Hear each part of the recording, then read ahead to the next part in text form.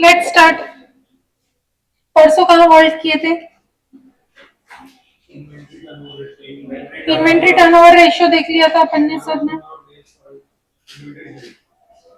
ये दो चीजें देखी थी अपन ने। अभी तक अपन ने क्या क्या देख लिया है बेसिकली ये चैप्टर में? ये चैप्टर में क्वेश्चंस किस किस कैटेगरी के देख लिए अभी तक के? बोले सबसे पहले तो मटेरियल का खर्चा निकालो, जिसमें फ्रेट होता है, डीमरेज चार्जेस होते हैं। डीमरेज चार्जेस होते हैं क्या? नहीं। चलो याद है। जीएसटी होता है? डिपेंड्स। जीएसटी होता है नहीं। कंटेनर का कॉस्ट होता है, जितना कंज्यूम किया है उतना होता है। ठीक है, चलो कुछ कुछ याद है चीजें। सबसे पहले तो वो कैटेगरी होगी। नेक्स्ट कैटेगरी हुई ईओक्यू। ईओक्यू, फिर ईओक्यू से अपन ने क्या देखा? आरओक्यू। ईओक्यू और आरओक्यू में डिफरेंस होता है अपन ने देखा। आरओक्यू अगर कंपनी फॉलो कर रही है और सप्लायर डिस्काउंट दे रहा है तो अपने को क्या देखना है? आरओक्यू में बेनिफिट हो रहा है कि ईओक्यू में बेनिफिट हो रहा है, वो देखा अपन ने। फिर अपन ने देखा कि आपका आरओएल क्या होता है, फ्रीक्वेंसी ऑफ ऑर्डर क्या होता है, राइट। फिर अपन ने देखा आरओएल और क्या क्या देखा? Maximum stock level, minimum stock level और एवरेज स्टॉक लेवल और डेंजर स्टॉक लेवल, ये सब देखा। फिर उसके बाद क्या देखा अपन ने? उसके बाद अपन ने देखा अगर कंपनी अगर सप्लायर बोल रहे हैं डिस्काउंट दे रहा हूं मैं, तो बेनिफिशियल है कि नहीं देखो। और अपने को काउंटर ऑफर करना है डिस्काउंट का, तो अपन उनको काउंटर ऑफर कैसे करेंगे? कितना परसेंट डिस्काउंट मिलेगा तो अपन इनडिफरेंट रहेंगे। इनडिफरेंट यानी अपन ने ईयू की ऑर्डर भी किया तो भी कॉस्ट सेम लगेगा और आरओ की ऑर्डर किया तो भी कॉस्ट सेम लगेगा। याद आ गया? समराइज हो गया? उसके अलावा क्या पढ़ा? Inventory turnover ratio. Inventory turnover ratio क्या होता है? हायर द बेटर कि लोअर द बेटर? अभी एवरेज नंबर ऑफ डेज देखा अपन ने for which inventory is held, मतलब इन्वेंट्री कितने टाइम तक अपने पास पड़ी रहती है, ये भी देख लिया अपन ने। अब उसके आगे बेसिकली हम लोगों ने अभी तक इन्वेंट्री कंट्रोल वाले पार्ट में से क्या क्या देख लिया? चार में से दो देख लिए। चार थे ये चार थे, इसमें से दो देख लिए। ये हो गया खत्म, ये हो गया खत्म। 1 और 3 खत्म हो गया, ऑड खत्म हो गया, V1 बचे। चलो E1 स्टार्ट करते हैं 2 से, relative classification. Okay, relative classification नाम से क्या लगता है? किसी के साथ कंपेयर कर रहे होंगे। रिलेटिव, रिलेटिव का मतलब क्या होता है? Comparison. In comparison with Nandesh is comparatively silent from Nihal. Relatively, Nandesh is relatively silent than Nihal, right? In comparison with, ऐसे ही होता है ना? And otherwise silent in relation with both. Correct? सही है या नहीं है? Mika solves answer correctly but doesn't answer in comparison with, in relation to या relatively compared to Preet. Preet also solves answer correct but gives answer. Okay? बोलना है मुझसे, ठीक है? ठीक है या नहीं है? तो रिलेटिव टर्म यानी कोई तो बेसिस चाहिए कंपेयर करने को। किससे किसको कंपेयर करेंगे? अब अपन इन्वेंट्री की बात कर रहे हैं तो इन्वेंट्री को ही कंपेयर करना पड़ेगा, दूसरी चीज को तो कर नहीं सकते। तो एक कैटेगरी ऑफ स्टॉक को दूसरे कैटेगरी ऑफ स्टॉक से कंपेयर करेंगे। एक कंपनी एक ही चीज के बिजनेस में होती है क्या?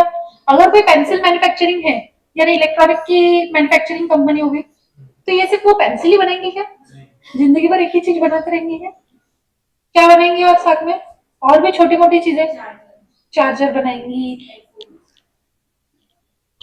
माइक्स।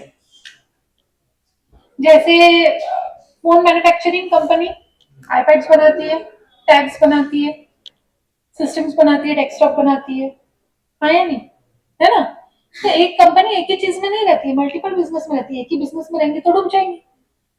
आज बेसिक आप एक छोटी सी टपरी में भी जाते हो, चाट भंडार में गए कोई तो भी, वहां पे भी आप सिर्फ एक पानी पूरी खा के आ जाते हो क्या? उसके पास भी वैरायटी होती है ना, पानी पूरी में भी वैरायटी मिलती है आप लोगों को, राइट? तो वैरायटी सबको रखना जरूरी है सब चीज में। अगर फास्ट मूविंग गुड्स देखे, फास्ट मूविंग गुड्स कौन से होते हैं? एफएमसीजी सेक्टर के गुड्स कौन से होते हैं? हाँ, ईटेबल्स और टॉयलेटरीज क्या बोल रहा? डेली डेयरी डेली प्रोडक्ट्स यानी टॉयलेटरीज वगैरह हो गया, कॉस्मेटिक्स, कॉस्मेटिक्स। और मुझे बताओ, एक ही कंपनी है हिंदुस्तान यूनिलीवर, वो सर्फ एक्सेल भी बनाती है और वो आपका टाइड भी बनाती है। फॉर एग्जाम्पल, अब मुझे एग्जैक्टली याद नहीं कौन से दो है, उसके दो ब्रांड है, दोनों भी डिटर्जेंट ब्रांड ही है, खुद ही खुद से कम्पीट कर रही है। दोनों का स्टॉक रखेंगी ना कि एक का ही रखेंगी? अभी मुझे बताओ, एक कंपनी है आईटीसी, उसका एक ब्रांड है फूड के लिए, सनफीस्ट, राइट? तो वो खाने की चीजें बनाता है। अब आईटीसी का एक स्टेशनरी का भी ब्रांड है, क्लासमेट, तो वो स्टेशनरी चीजें बनाता है। तो वो स्टॉक में क्या खाली फूड की चीजें रखेगा क्या? सनफिस्ट नहीं रहेगा क्या? स्टेशनरी का, क्लासमेट का भी रहेगा। तो उसको देखना पड़ेगा ना, स्टेशनरी का ज्यादा रखूं कि सनफिस्ट का ज्यादा रखूं, कि खुद का वो टोबैको की चीजें ज्यादा रखूं, क्योंकि वो बाय डिफॉल्ट टोबैको कंपनी है, पता है सबको। तो वो टोबैको सेल करती है, तो टोबैको उसका प्राइमरी बिजनेस था, जो कि अब बहुत निग्लिजिबल हो गया है, दैट इज सेकेंडरी बात। बट कहने का मेरा मतलब है कि वो वैरायटी ऑफ प्रोडक्ट्स में, तो उनको देखना पड़ेगा कौन से प्रोडक्ट का रॉ मटेरियल, कौन से प्रोडक्ट की इन्वेंट्री में ज्यादा रखूं, कौन से प्रोडक्ट की इन्वेंट्री में कम रखूं, किस बेसिस पे रखेंगे वो, कैसे कंपेयर करेंगे, क्या सोचेगा। अभी एक बेसिक सा एग्जांपल लेते हैं, आप लोगों की कपड़ों की दुकान है, ठीक है, अभी चालू है बारिश का सीजन, तो आप मुझे बताओ, आप हुडीज ज्यादा रखोगे ये टाइम पे कि रेनकोट ज्यादा रखोगे? तो सिर्फ सेल्स पे डिपेंड होता है क्या? डिमांड भी देखनी पड़ती है, सीजन देखना पड़ता है, डेमोग्राफी देखनी पड़ती है। डेमोग्राफी क्यों देखनी पड़ती है? डेमोग्राफी का मतलब क्या हो गया? Population, age wise, age wise population. अभी अगर मेरी दुकान जो है, मेरी समझो किराने की दुकान है छोटी सी, ठीक है, एक छोटा सा ट्रेडर हूँ, अभी मेरी दुकान जो है वो स्कूल के पास में है, तो मैंने क्या कैटेगरी ऑफ प्रोडक्ट ज्यादा रखना चाहिए? स्टेशनरी हो गया, चॉकलेट्स हो गया, फास्ट फूड हो गया, राइट? ये सब फास्ट फूड यानी पैक, हाँ पैक फूड, ये सब ज्यादा रखना चाहिए क्योंकि बच्चे वो ज्यादा लेंगे, राइट? मैंने कॉस्मेटिक्स, टॉयलेटरीज ये सब ज्यादा रखना चाहिए क्या? सेंस ही नहीं बनता। अब मेरी कोई रेसिडेंशियल एरिया में अगर ग्रोसरी की स्टोर है, तो मैंने क्या रखना चाहिए? थोड़ा सा अनाज रखना चाहिए, थोड़ा सा टॉयलेटरीज रखना चाहिए, थोड़ा सा कॉस्मेटिक रखना चाहिए, क्योंकि ये सब चीजें बिकेगी, क्योंकि घर रहते हैं, घर में कोई भी चीज की जरूरत पड़ सकती है, राइट? अगर इंडस्ट्रियल एरिया है और वहां पे मेरा स्टेशनरी, मेरा किराने का दुकान है, मैंने क्या क्या चीजें ज्यादा रखना चाहिए? अनाज रखना चाहिए क्या? इंडस्ट्रियल एरिया में कोई अनाज लेके जाएगा क्या? क्या क्या रखना चाहिए? मैंने जनरल स्टोर बना डालना चाहिए उसको, वहां पे थोड़ा सा फर्स्ट एड किट वगैरह भी रखना चाहिए, राइट? थोड़ा सा हार्डवेयर भी रखना चाहिए, यानी सभी चीज थोड़ी थोड़ी, स्टेशनरी थोड़ी, थोड़ा सा हार्डवेयर, थोड़ा सा फर्स्ट एड। पर अनाज पानी ज्यादा नहीं रखना चाहिए, पैकेट्स वगैरह रखो खाने के, बट जैसे गेहूं हो गए, चावल हो गए, ये सब चीजें रखना चाहिए क्या? नहीं। ये सब चीजें बिकेंगी क्या वहां पे? नहीं बिकेंगी। तो अपने को क्या सोचना है, अपन कहाँ पे रहते हैं, अपना बिजनेस लोकेशन क्या है, सब चीजें मैटर करती है, ठीक है। अब अपन, जब मैं ये एक्सप्लेन करूंगी ये टॉपिक अभी जो पढ़ने वाले हैं, उसके लिए अपन एक एग्जांपल प्राइमरीली कंसीडर करेंगे, वो है अपन एक इलेक्ट्रॉनिक की दुकान है, ठीक है। अब सबने एक वही एंगल से सोचना है कि सब लोग जेठालाल हो और सबकी गड़ा इलेक्ट्रॉनिक्स है, ठीक है क्या? क्लियर है? चलो, अभी रिलेटिव एनालिसिस ना अलग अलग तरीके से हो सकते हैं। कैसे कैसे हो सकते हैं देखो, ए बी सी एनालिसिस दिख रहा है बोर्ड पे सबको, विजिबल है? एबीसी एनालिसिस लिखा है, fast, slow and non moving लिखा है, फिर लिखा है vital, essential and desirable, high, medium and low. ये सब बेसिस है जिस बेसिस पे अपन इन्वेंट्री को कंपेयर कर सकते हैं, और कंपेयर करके अपन डिटरमाइन कर सकते हैं किसकी इन्वेंट्री ज्यादा रखनी चाहिए। एबीसी जिसमें से अपन थोड़ा लास्ट में देखेंगे, पहले अपन देखते हैं fast, slow and non moving. अभी fast, slow and non moving, अपनी किराने की दुकान है, अपना लोकेशन स्कूल के पास। फास्ट मूविंग क्या? चॉकलेट्स सबसे ज्यादा, स्टेशनरी एंड चॉकलेट्स, तो वो सबसे ज्यादा स्टॉक भर के रखेंगे अपन। फिर बाद में स्लो, स्लो कौन सा प्रोडक्ट रहेगा वहां पे?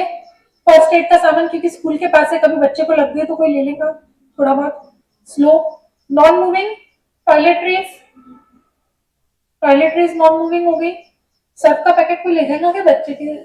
ले जाते बहुत कम रहेंगे ना ऐसे, हाँ या नहीं? तो वो वैसे कंपेयर करना है। तो अपने को फास्ट मूविंग अपने लिए क्या है वो देखना है, ना कि बिजनेस के लिए क्या है। ठीक है, अपने लिए फास्ट मूविंग क्या है, अपने लिए स्लो मूविंग क्या है, अपने लिए नॉन मूविंग क्या है। फिर vital, essential and desirable. Vital यानी इंपॉर्टेंट, मोस्ट नीडेड। एसेंशियल लगता है लेकिन इतना ज्यादा नहीं लगता है। और डिजायरेबल इक्का दुक्का लोग लेके जाते हैं। लग्जरी प्रोडक्ट टाइप्स, अभी समझो अपनी एक वॉच की कंपनी, रिस्ट वॉच की दुकान है, रिस्ट वॉच की दुकान है। अभी वाइटल, नॉर्मल बजट रेंज में रिस्ट वॉच रखना वाइटल चीज होगी। सब लोग ही चाहेंगे एक रिस्ट वॉच तो सबके पास हो, एटलीस्ट टाइम का तो सबको वैल्यू रहता है। एसेंशियल, थोड़ी सी ब्रांडेड, या तो फिर इसमें सब लोग बोल सकते हैं क्या बोल रहे हैं, हाँ मिड रेंज में। या फिर मैं बोल रही थी डिजिटल, डिजिटल वॉच ज्यादा बेटर रहेगी, राइट। डिजिटल वॉचेस ज्यादा बेटर रहेगी आज के सिचुएशन में, पर्पस भी सॉल्व हो जाता है थोड़ा सा, एसेंशियल होगी। अभी डिजायरेबल, हाँ luxury brands, right, luxury brands जो है वो सब आपके डिजायरेबल में हो जाएंगे, सब लोग लेके जाएंगे क्या। बट आप मुझे बताओ, जो सबसे सस्ती वॉच है, एक मजदूर और अपना उसका बेटा, दो जने जा रहे थे और अपनी दुकान उसको सामने देखी, बच्चे ने जिद किया पापा मेरे को घड़ी चाहिए। बच्चा था 10th स्टैंडर्ड में, बोर्ड एग्जाम्स आने वाले थे, घड़ी दिलाना जरूरी हो गया क्योंकि वो टाइम कैसे देखेंगे, पेपर के लिए जरूरी है। वो गए 1000 रुपए की घड़ी लेके आए। ठीक है, अभी दूसरा सिनेरियो, दूसरे दिन उनके अपने शॉप के सामने से एक टू व्हीलर जा रही थी, वहां पे एक लड़की थी 6th स्टैंडर्ड की, मम्मा मम्मा मुझे घड़ी ले दो। उसकी मम्मा आई, स्मार्ट वॉच लेके दी उसको, normal budget range smart watch लेके दी। अभी तीसरे दिन एक कार आई, उसके अंदर एक बच्चा बैठा था 2nd स्टैंडर्ड का, मम्मा मेरे सब फ्रेंड्स के पास ना आई वॉच है मुझे दिला दो। तो वो अपने मम्मा पापा के साथ आया अपने स्टोर में और आई वॉच लेके गया। ठीक है, 3 कस्टमर आए अभी तक अपनी क्लास, अपने स्टोर पे। अभी ऐसा दिन में कितने कस्टमर आते होंगे, कौन से कैटेगरी में ज्यादा आते होंगे, वाइटल में ज्यादा आते होंगे, सबसे ज्यादा। सबसे कम मार्जिन वाली चीज है, सबसे कम मार्जिन वाली चीज है, सबसे ज्यादा बिकती है। एसेंशियल मीडियम मार्जिन वाली चीज है, मीडियम बिकेगी। और डिजायरेबल हाई मार्जिन वाली चीज है लेकिन कम बिकेंगी। सबको समझ में आ रहा है क्या, आपका वॉल्यूम जो है, जब वॉल्यूम बढ़ता है आपका मार्जिन कम हो जाती है। समझ में आ रहा है, ये चीज समझ में आ रही है सबको, क्लियर है ये चीज।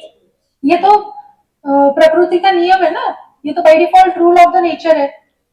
जो सबसे ज्यादा रिक्वायर्ड होता है वो सबसे सस्ता मिलता है। कैसे क्या, फॉडर, पाउडर, नमक, एसेंशियल चीजें।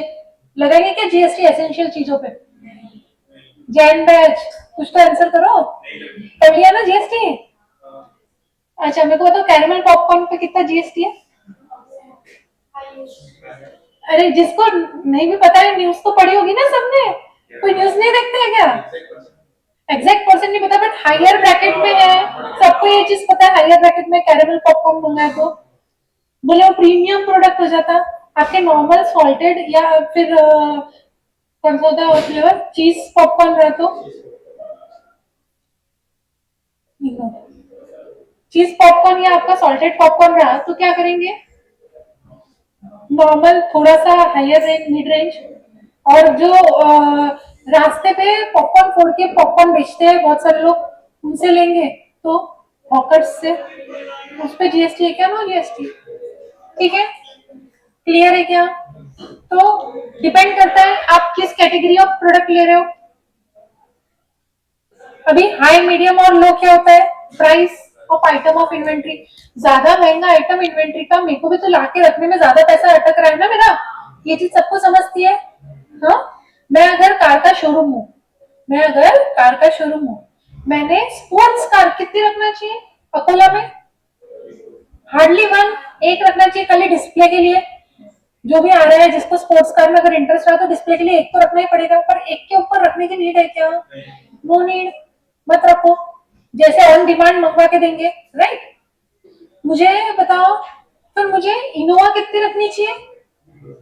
इनोवा 7 सीटर है, 7 सीटर है, बड़ी गाड़ी। अकोला में घर कितने होंगे जिसमें बड़ी गाड़ी लगती होंगी? जॉइंट फैमिलीज कम होंगी कंपैरेटिवली, न्यूक्लियर फैमिली ज्यादा होंगी, तो ज्यादा लगेंगे क्या? मीडियम रेंज लगेगी, मीडियम रेंज की आती है comparatively to sports car, medium quantity लगेगी उसकी। और मुझे स्विफ्ट हो गई या तो फिर वैगनर हो गई, फॉर दैट मैटर वैगनर सबसे ज्यादा लगेंगी, राइट, सबसे ज्यादा बिकेगी, क्योंकि जो लोग कार बेयरली अफोर्ड कर पाते हैं वो वैगनर ही लेना चाहेंगे पहले तो, उनके लिए थोड़ा हाई एंड बजट हो जाएगा उसके लिए, राइट, बट खरीदेंगे क्योंकि फैमिली के लिए चाहिए, राइट। तो हाई मीडियम लो वैल्यू के हिसाब से भी चीजें रखनी पड़ेंगी। तो एक कार वाला, कार डीलर क्या करेगा, अपने ब्रांड की सस्ती कार जो सबसे ज्यादा ऑन रोड चलती है 5 सीटर, वो सबसे ज्यादा क्वांटिटी रखेगा। फिर थोड़ी सी प्रीमियम कार 7 सीटर, थोड़ी मीडियम क्वांटिटी रखेगा। और जो टॉप एंड कार है वो थोड़ी सी एकदम निग्लिजिबल क्वांटिटी रखेगा, इक्का दुक्का रखेगा। समझ में आ रही है क्या बात? समझ में आ रही है क्या सबको ये बात? अभी एबीसी, जैसे अपन ने ये बाकी सब चीजें पढ़े, एबीसी भी वैसे ही रहता है। एबीसी कैसे रहता है? तो ए, बी और सी 3 कैटेगरी में आपके प्रोडक्ट को बांटना है। कितने कैटेगरी में बांटना है? कौन से? ए कैटेगरी का मतलब क्या होता है? बोले बहुत इंपॉर्टेंट चीज, देखो यहाँ पे इंपॉर्टेंट चीज या हाई इन वैल्यू। अब अपने दिमाग में आ जाना चाहिए, अपन गड़ा इलेक्ट्रॉनिक्स के मालिक है, जेठालाल गड़ा, सब लोग बन जाओ जेठालाल गड़ा। अभी कैटेगरी ए, जेठालाल गड़ा के लाइफ में कैटेगरी ए गुड्स कौन से होंगे? तो जेठालाल गड़ा के लाइफ में कैटेगरी ए गुड्स रहेंगे सबसे ज्यादा, जो उसको बेनिफिट देते हो बेच के। क्या क्या रहेगा? Fridge, washing machine. अरे मार्जिन कम रखे मोबाइल फोन में भैया, नहीं, एक फ्रिज बेचने से उसको अच्छा मार्जिन मिल जाता, 10 मोबाइल बेचने से उतना मिलता, तो वो एक फ्रिज बेचना प्रेफर करेगा ना, उसकी इच्छा क्या रहेंगी? बड़े प्रोडक्ट के कस्टमर है, बड़े या नहीं साइज में बड़े नहीं, जिसकी वैल्यू वाइज ज्यादा महंगे हो। एसी लेने वाले कस्टमर ज्यादा है, फ्रिज लेने वाले कस्टमर ज्यादा है, वॉशिंग मशीन लेने वाले कस्टमर ज्यादा है, उसका थॉट प्रोसेस यही रहेगा। तो ए कैटेगरी में जाएंगे हाई वैल्यू आइटम्स। क्या जाएंगे? High value items. B category में जाएगा medium value items. Medium value items, television, television for example. अभी मैं एग्जांपल आपको हाउस होल्ड से भी लिंक करके देती हूँ। एक घर में कितनी वॉशिंग मशीन हो सकती है? एक। तो क्वांटिटी वाइज लो, प्राइस वाइज हाई। हमेशा उल्टा चलता है, जिसकी प्राइस हाई उसका क्वांटिटी लो ही रहता है। प्रीमियम चीजें सब बहुत सारी खरीद के रखते हैं क्या? सस्ती चीजें ज्यादा खरीद कर रखेगा ना कोई भी व्यक्ति। तो आपका ए कैटेगरी वो होता है जो महंगा है लेकिन जो कम बिकता है, जैसे वॉशिंग मशीन और फ्रिज। इसीलिए मैंने वॉशिंग मशीन फ्रिज का एग्जांपल लिया। एक फैमिली में एक फ्रिज सफिशिएंट है, एक वॉशिंग मशीन सफिशिएंट है, हर जने के लिए अलग अलग लगेगा क्या? लगेगा क्या? नहीं, obviously not, correct. B category में क्या फॉलो होगा? TV and ACs. TV and ACs, एक घर में एक से ज्यादा टीवी हो सकता है, होता ही है, एक ड्राइंग रूम, लिविंग रूम में, और एक कोई रूम में, कोई भी बेडरूम में एक। एसी का भी वैसे होता है, हॉल में एक लगा रहता है, एक कोई रूम में लगा रहेगा, एटलीस्ट 2 रहते हैं एक घर में। मतलब एक हो सकता है पर 2 भी हो सकते हैं, 1 से 2 की रेंज में, यानी मीडियम सेल होता है। एक घर वाला व्यक्ति 2 भी ले सकता है। अगर बहुत रईस व्यक्ति है तो हर रूम में लगाएंगा एसी, हर रूम में टीवी लगाएंगा, हर बेडरूम में टीवी लगाएंगा, राइट। और कोई कम पैसे वाला व्यक्ति है तो वो घर में एक ही टीवी लगाएंगा, तो ऑन एन एवरेज एक घर में 2 टीवी लग जाते हैं, हाँ या नहीं? पर जो रईस व्यक्ति है वो भी घर में 2 वॉशिंग मशीन लगाएगा क्या? 2 फ्रिज भी शायद लगा ले, स्पेस कम पड़ती हो तो, पर 2 वॉशिंग मशीन तो कोई स्कोप ही नहीं है। समझ रहा क्या? लॉजिक समझ में आ रहा है? और सी कैटेगरी में फॉल होगा आपका फोन, हेडफोन्स। घर में जितने व्यक्ति हैं ऑलमोस्ट उतने नंबर ऑफ मोबाइल फोन्स लग जाएंगे एक घर में। आपके दादा दादी भी आज की तारीख में फोन तो वापरते ही होंगे, शायद सादा वाला वापरते हो लेकिन वापरते तो होंगे, क्योंकि मेरे दादा दादी वापरते तो आपके दादा दादी तो वापर ही सकते हैं, राइट है नहीं? तो हर घर में एक पर्सन के हिसाब से एक फोन चाहिए। एक घर में 4 भी जने रहे तो 4 फोन लग जाएंगे, तो ज्यादा क्वांटिटी में बिकने वाली चीज है, ज्यादा क्वांटिटी रखना पड़ेगा उसके लिए, बट इसमें मार्जिन कम रहती है, कम वैल्यू की चीज है। फोन एज लो एज 5,000 से रेंज चालू हो जाएंगी, एज हाई एज 2 लाख रुपए तक पर पीस। तो अपने को मीडियम रेंज के प्रोडक्ट ज्यादा बिकते हैं, वही रखना पड़ेगा। तो फोन रखने के लिए मेरा इन्वेंट्री का कॉस्ट कितना रहेगा? कॉस्ट कम रहेगा, क्योंकि पर प्रोडक्ट तो कॉस्ट कम है। टीवी रखने के लिए मीडियम मीडियम 30,000 के रेंज में, 35,000 के रेंज में टीवी स्टार्ट हो जाएगा, 50, 1 लाख 150 तक जाएगा, करेक्ट। पर फ्रिज और वॉशिंग मशीन के लिए ज्यादा रखना पड़ेगा, चालू ही 60,000 80,000 से होगा, जाएगा 3 lakh 4 lakh 5 lakh, depending on what you are purchasing, है या ना।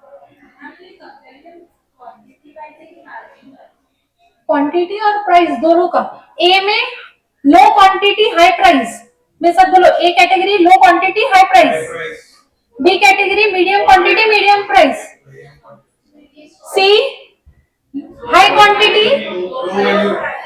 क्वांटिटी लो प्राइस, ठीक है, समझा यानी। अब इसको आपके लाइफ से भी जोड़ लो। कैसे आपकी लाइफ से जोड़ोगे? एग्जाम में छोटे छोटे क्वेश्चंस जो रहते हैं, छोटे छोटे टॉपिक्स जो रहते हैं जिसपे क्वेश्चन आते हैं, एमसीक्यू में पूछ लेते हैं, सी कैटेगरी छोटे छोटे मार्क्स के लिए आ जाता है, छोटे छोटे मार्क्स के लिए आ जाते हैं, लेकिन भरपूर आ जाते हैं, राइट। अब एक बड़ा चैप्टर है, उसका एक बड़ा क्वेश्चन आता ही है हमेशा कंपल्सरीली, लेकिन वो एक ही क्वेश्चन आएगा, उसके चांसेस कम हो जाएंगे बाकी बहुत सारे मल्टीपल क्वेश्चन आने के। तो क्वांटिटी 1, प्राइस यानी आपका मार्क्स ज्यादा। जैसे जैन वाले रिलेट कर पाएंगे, इन्वेस्टमेंट डिसीजन मैंडेटरी क्वेश्चन है एफएम में, वो चैप्टर से 10 मार्क का क्वेश्चन अप्रोक्सीमेटली पकड़ो, तो 10 मार्क्स के लिए एक क्वेश्चन। और दूसरा एक डिविडेंड डिसीजन नाम का चैप्टर है, उसमें से चिल्लर पिल्लर चीजें पूछ ली, तो 2-2 मार्क के 3 क्वेश्चन समझ लो, तो मार्क्स कम हो गए, क्वांटिटी ज्यादा हो गई। ऐसे ही अपनी स्टडी को भी डिवाइड करना चाहिए ए बी सी में। स्टडी के लिए एबीसी एनालिसिस क्या होता है? ए आपका जो कोर है, आपको जो अच्छे से आता है, बी कैटेगरी जो आपको ठीक ठाक आता है, सी कैटेगरी जो आपको बोगस आता है, मतलब एकदम ही बेकार परिस्थिति है, उसको पढ़ना पड़ेगा ज्यादा। ये बहुत जरूरी होता है, जब भी आप पढ़ते हो कोई भी चीज को एबीसी में एनालाइज कर लेना चाहिए। समझ में आया क्या होता है एबीसी एनालिसिस? ए यानी हाई वैल्यू की चीज, लो क्वांटिटी की चीज, बी यानी मॉडरेट वैल्यू की चीज, मॉडरेट क्वांटिटी की चीज, सी यानी हाई क्वांटिटी की चीज, मॉडरेट लो वैल्यू की चीज। क्लियर है? कोई भी टर्म्स में देख सकते हो आप। प्राइस अगर आप सेल कर रहे हो, उसका एबीसी एनालिसिस देख रहे हो तो प्राइस के टर्म में या मार्जिन के टर्म में। अगर आप खरीद रहे हो तो प्राइस के टर्म में देख सकते हो। अभी अपन इन्वेंटरी देख रहे हैं तो अपने को उसका स्टोरेज कितना लगेगा उसके टर्म्स में, ठीक है। या फिर वो इन्वेंटरी लाने को भी परचेस कॉस्ट भी लगता है ना, purchase cost and storage cost उसके टर्म्स में। तो अभी आपको इन्वेंट्री के पर्सपेक्टिव से क्या देखना है? आप जेठालाल लो, आपको कितनी क्वांटिटी ऑफ क्या फ्रिज टीवी रखना है एज कंपेयर टू कितनी quantity of mobile phone is to ACs is to television is to washing machine. तो अब देखो इसको ना कैटेगराइज कैसे किया जाता है? परसेंट टर्म्स में किया जाता है। कैसे परसेंट टर्म में किया जाता है? बोले आपके टोटल पॉपुलेशन का 70:20:10 का रेशियो चलता है इनका। क्या चलता है? 70:20:10। जनरल रेशियो है 70:20:10 का, 70:20:10 और 70:20:10। 70 क्या हो गया? वैल्यू हो गया। 70% ऑफ वैल्यू ऑफ इन्वेंट्री आपका प्रोडक्ट ए कैटेगरी ए करता है, पर वो 10% ऑफ द क्वांटिटी है। समझ में आ रहा है क्या मैं क्या बोलना चाह रही हूँ? आपकी इन्वेंट्री 100% इन्वेंट्री है, आपने 10 प्रोडक्ट लाए 10 लाख रुपए के, 10 प्रोडक्ट लाए 10 लाख रुपए के। अभी 70% वैल्यू ऑफ 10 लाख कितने हो गए? 7 लाख रुपए। 7 लाख रुपए के कितने प्रोडक्ट्स लाए? 10%, यानी 10 ही प्रोडक्ट लाए। समझ में आ रहा है क्या? वो वॉशिंग मशीन महंगी है, हाँ, और उसकी क्वांटिटी कम है पर प्राइस ज्यादा है। हाँ, समझा? सब क्लिक कर पा रहे मैं क्या बोलना चाह रही हूँ? मॉडरेट पे क्या आता है? आपकी क्वांटिटी भी 20% और आपका प्राइस भी 20% of the inventory total cost. और सी कैटेगरी में क्या आ जाएगा? आपकी क्वांटिटी 70% और आपका प्राइस 10%। देखो सब मिला के 100 होता है, तो 100%, ये परसेंट में बात करते हैं अपन, ठीक है, क्लियर है। अब एग्जैक्ट 70-20-10 होना जरूरी है क्या? नहीं, अप्रोक्सीमेटली। कहीं कहीं आपका 60-30-10 भी हो सकता है, कहीं पे आपका 60-20-20 भी हो सकता है, या 50-30 और 20 भी हो सकता है। समझा क्या? हमेशा ए बड़ा रहेगा, बी मीडियम रहेगा, सी छोटा रहेगा in case of what? Value. और सी बड़ा रहेगा, बी मीडियम रहेगा और ए छोटा रहेगा in case of what? Quantity. ये हमेशा ध्यान में रखना है। अब इसके क्वेश्चन कैसे आते हैं? आपको टोटल कॉस्ट दिया होगा और आपको टोटल क्वांटिटी दी होगी, आपको आइडेंटिफाई करना है उसमें से कौन सा आइटम ए कैटेगरी का है, कौन सा आइटम बी कैटेगरी का है और कौन सा आइटम सी कैटेगरी का है। तो आपको कैटेगराइजेशन करना है। क्या करना है? ठीक है। क्यों कैटेगराइजेशन जरूरी है? अपने को देखना है जो ए कैटेगरी का प्रोडक्ट है उस बार बार मंगाना पड़ेगा क्या? नहीं। बी कैटेगरी का प्रोडक्ट हाँ साल में समझो 2 बार 4 बार मंगा लोगे। सी कैटेगरी का प्रोडक्ट शायद हर महीने मंगाना पड़े। ठीक है। अब ए कैटेगरी का प्रोडक्ट लाना है तो उसको पहले पैसा अरेंज करना पड़ेगा ज्यादा, है या नहीं? बी कैटेगरी के प्रोडक्ट के लिए थोड़ा कम पैसा लगेगा। सी कैटेगरी का प्रोडक्ट रोज ही ला रहा है लेकिन कम कम अमाउंट का है। समझ में आ रहा है क्या? लॉजिक समझ रहे हैं आपको? अभी एक बार लिख लो। हाँ हाँ, यहाँ से लिखना है आपको। कार्तिक गेट ओपन कर दो।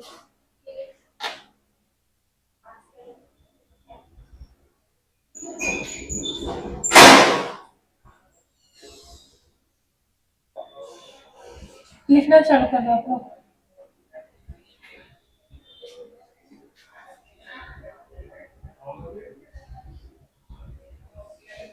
अंदर घुसो और गेट बंद करो।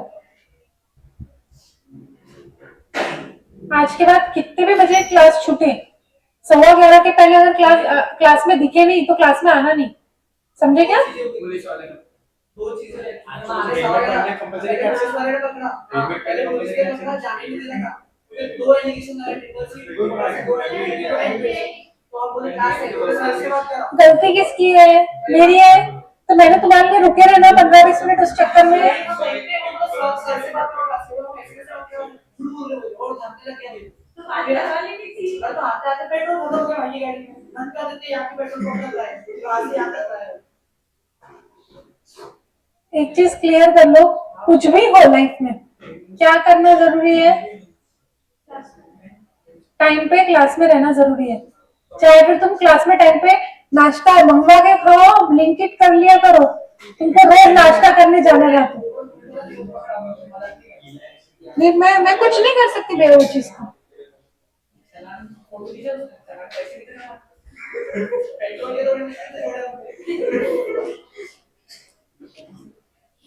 मैम यहाँ पर भी क्या मुझे नहीं पता।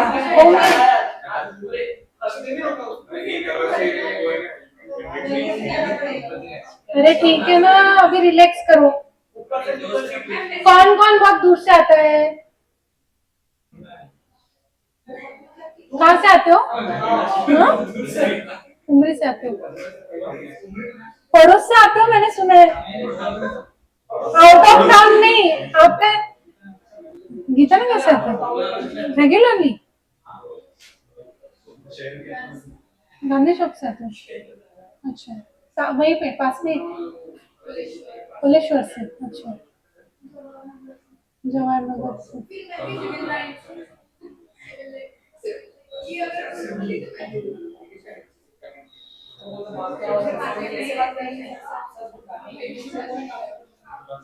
बड़े दूर से आते हैं भैया सब।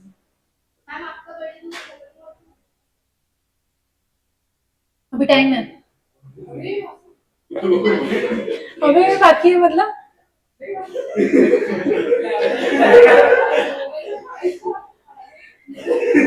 आपको जिस दिन बड़े दूर खत्म हो जाएगा उस दिन मैं लाइफ में दिख जाऊंगी, ठीक है?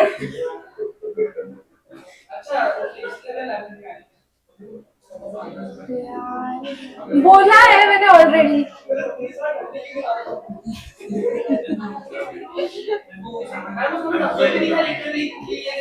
नंबर मत लिखना।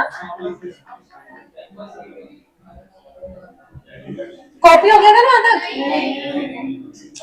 फिर बातों में मत लग जाए यार। ये 3 जगह है क्लास में सिर्फ, पर पूरी क्लास बातें करने लगी। बताओ इतना इतना ज्यादा ये लोगों का इन्फ्लुएंस है पूरी क्लास पे, डिस्टरबेंस के मामले में, डिस्टरबेंस के मामले में। बोले मैडम आपने ही तो शुरू किया था टॉपिक।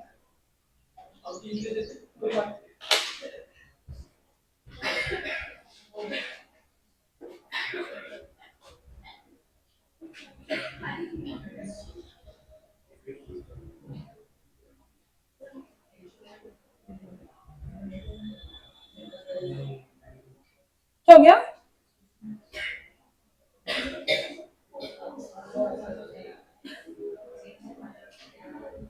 भैया नहीं, पण बातें बंद करो ना।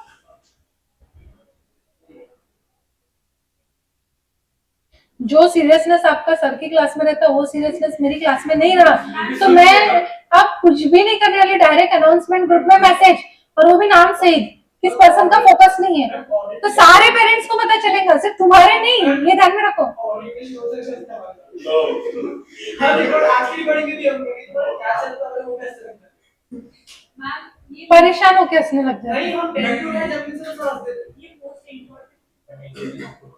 मैडम बहुत सी बार क्या होता है, आप आपके सब्जेक्ट्स को, टॉपिक्स को जब बांटोगे, जो सबसे ज्यादा इंपॉर्टेंट टॉपिक होता है कि ये तो एग्जाम में पक्का ही आता है, लेकिन वो क्या बहुत सारा पूछा जाता है क्या, नहीं एक क्वेश्चन, समझा? तो वही जो 80-20 रूल है ना, वही एबीसी एनालिसिस का सब पार्ट है, ऐसा बोल सकते हैं। ये 70-20-10, वो 80-20 दो है तो 80-20, और 3 है तो 70-20। हाँ विजिबल नहीं है क्या वो इंक? नहीं, अगर विजिबल नहीं है तो मैं चेंज कर देती हूँ। नहीं, थैंक यू सो मच। इतने, अरे कितने घंटे लगते हैं, लिखो जल्दी जल्दी।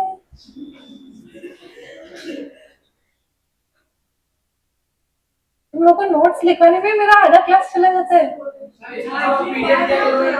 हाँ पीडीएफ देंगे ना, अगले दिन से क्लास में दिमाग चलना बंद हो जाएगा। मैम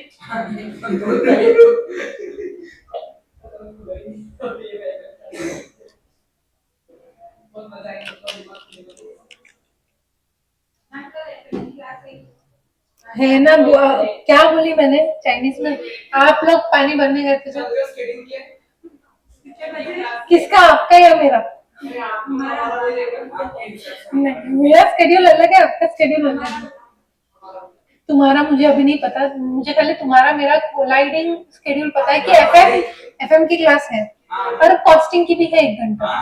एफएम की मिनिमम 3 घंटा है, कॉस्टिंग की 1 घंटा है, तो 4 घंटा तो बैठना ही है। एक आओ चुप हो जाओ। आपने सीए सिलेक्ट क्यों किया? छुट्टी चाहिए थी तो लाइफ में।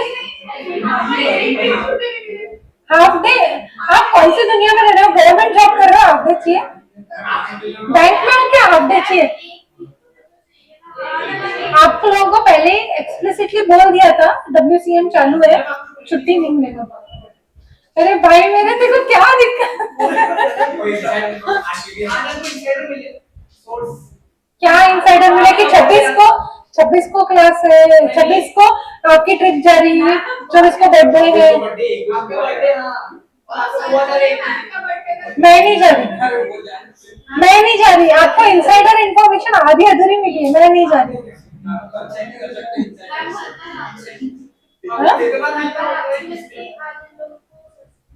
हाँ वो भी गलत और आधी अधूरी। मैं नहीं हूँ, मैं नहीं हूँ, मुझे दूर दूर तक पता नहीं है मैं जा रही हूँ कि नहीं। हो गया, वेरी गुड। कुछ तो अच्छे बच्चे हैं क्लास में, यही फर्क है जैन बैच और मैं बैच में।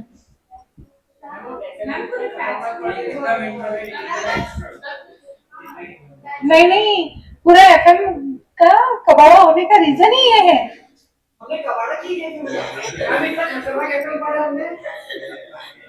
भाइयों और बहनों, जैन बैच वाले, अगर तुम लोग ऐसे नहीं रहते थे डिस्कशन वाले, बातों वाले, तो अपनी बैच थोड़ी जल्दी नहीं हो जाती थी।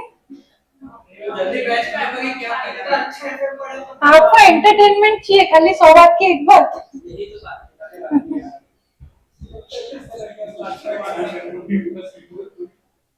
सीए पसंद किया है तो थोड़ा सा बोरिंग रहना चालू कर दो, एंटरटेन रहना कम कर दो। कोई अपने को एंटरटेन नहीं करता, ना क्लाइंट करता ना आर्टिकल्स करते। सीए बनने के बाद भी कोई मदद नहीं मिलेंगी। लिख लिया है भैया? बातें हमारे साथ भी कर लिया करो, आपस में बातें करते मजा नहीं आता ना। नहीं ना, उनके साथ बातें कर करके मैं बोर हो गई, मेरा सिर दुखने लगता है उन लोगों से बातें करके। एक ही कैटेगरी ऑफ टॉपिक्स पे बात होती है, कुछ आप लोग इंटरेस्टिंग बातें करते होंगे, कुछ न्यूज शेयर करते होंगे, तो अच्छी बात है। कितना अच्छी क्लास जा रही थी मेरी। इनको अंदर लेने के पहले पूरे टॉपिक पढ़ा देने का, फिर इनको लेने का, लिखने को दे देने का, है ना? हाँ, छापने में तो एक्सपर्ट है।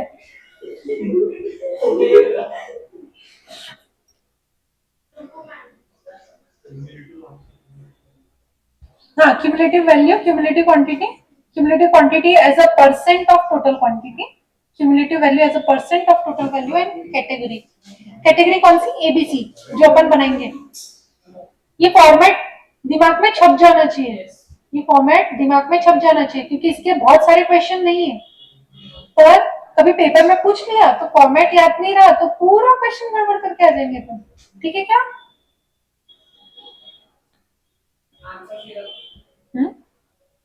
बिना फॉर्मेट के आंसर इसका बनता ही नहीं है, इसलिए। पेबैक पीरियड का फॉर्मेट क्या था? क्या था पेबैक पीरियड का फॉर्मेट? बोलो। आप लोगों के लिए नहीं है, इन लोगों को टेस्ट लेना पड़ता है। क्वेश्चन को काउंटर क्वेश्चन नहीं चाहिए, मेरे को आंसर चाहिए। मेरा बहुत क्लियर और एक्सप्लिसिट है।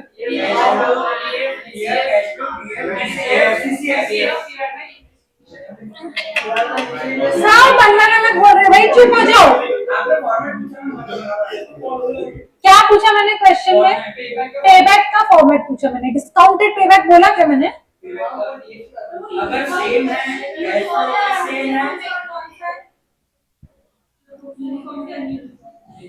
अरे क्यूमुलेटिव बनाओ ना, फॉर्मेट नहीं तो फॉर्मेट लगता क्या? फॉर्मूला ही लगता। क्या लेडी है भैया, इतना फोकस पढ़ाई कि मैंने तुम क्वेश्चन पे क्वेश्चन पूछते जा रहे हो। हो गया?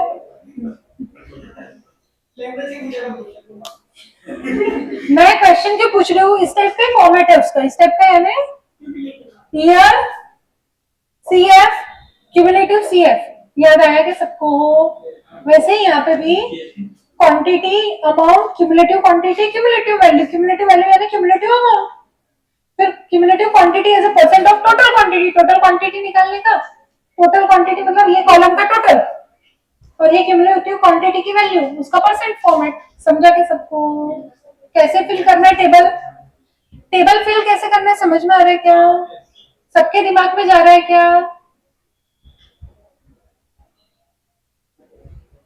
क्वेश्चन करें? आज बहुत टाइम पास हो गया, चलो क्वेश्चन आ जाओ। क्वेश्चन पहले स्टडी मैट पे अपन एबीसी का क्वेश्चन कर लेते हैं।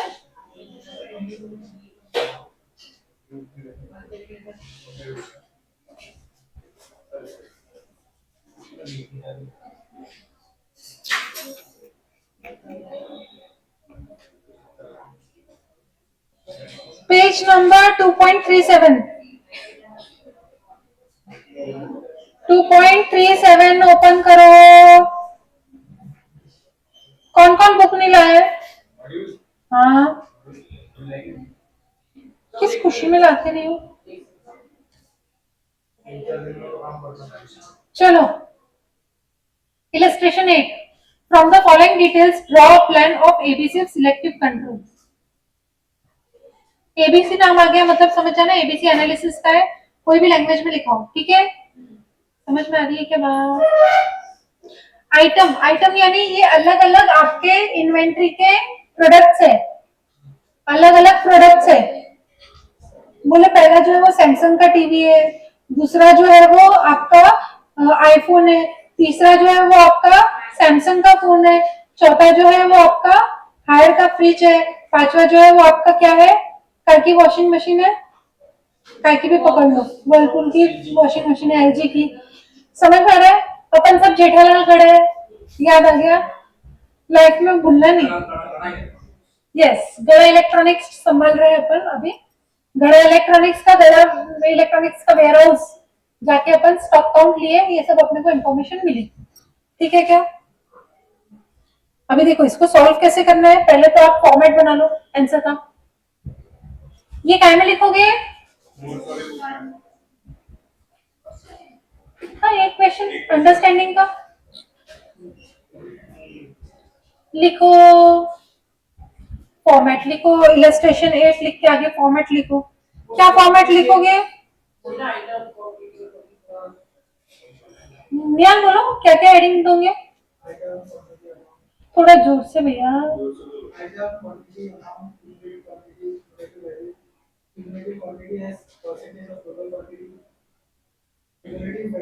Is percent of total value category. Yes, बनाओ पूरा टेबल, टेबल बनाओ।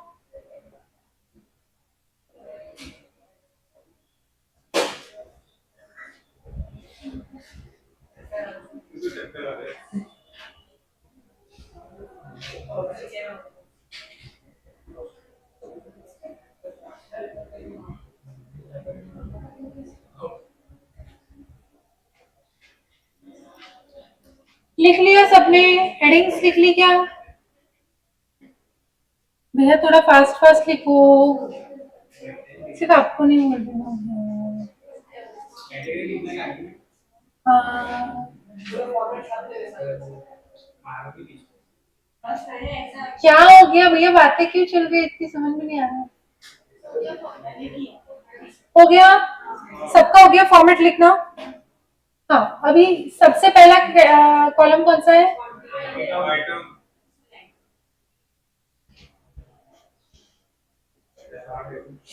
कितनी आइटम है यहाँ पे? 12।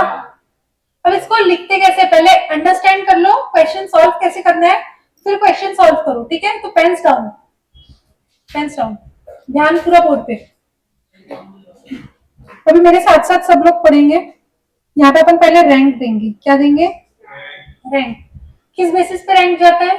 जिसको हाईएस्ट मार्क मिलते हैं उसको फर्स्ट रैंक जाता है। तो कैसे जाएगा? या तो हाईएस्ट वैल्यू पे रैंक दो, या तो हाईएस्ट क्वांटिटी पे रैंक दो। ठीक है, अब अपने पास क्या है? रैंक यूनिट्स के बेसिस पे दे देते हैं, और रैंक किसके बेसिस पे? कॉस्ट। यूनिट्स में सबसे हाईएस्ट कौन सी दिख रही है? Item number 7। ठीक है, फिर नेक्स्ट आइटम नंबर 6, फिर देन सॉरी 5 की लिख दी, 3। हाँ, देन सेकेंड, देन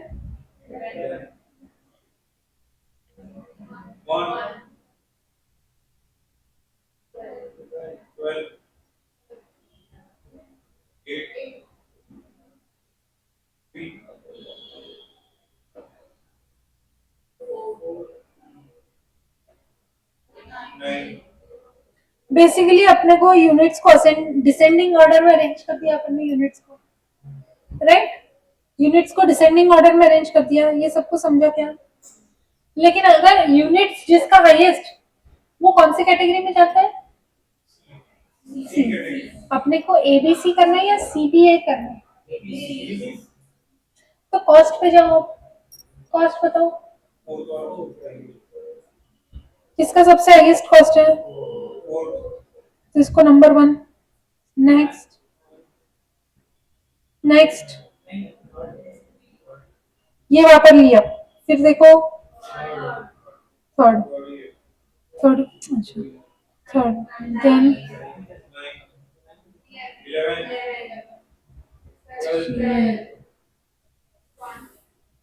4, 5, 6,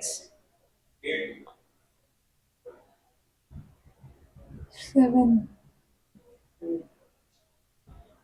8, then कौन से हो गए? योग्य योग्य योग्य योग्य योग्य ये कौन सा?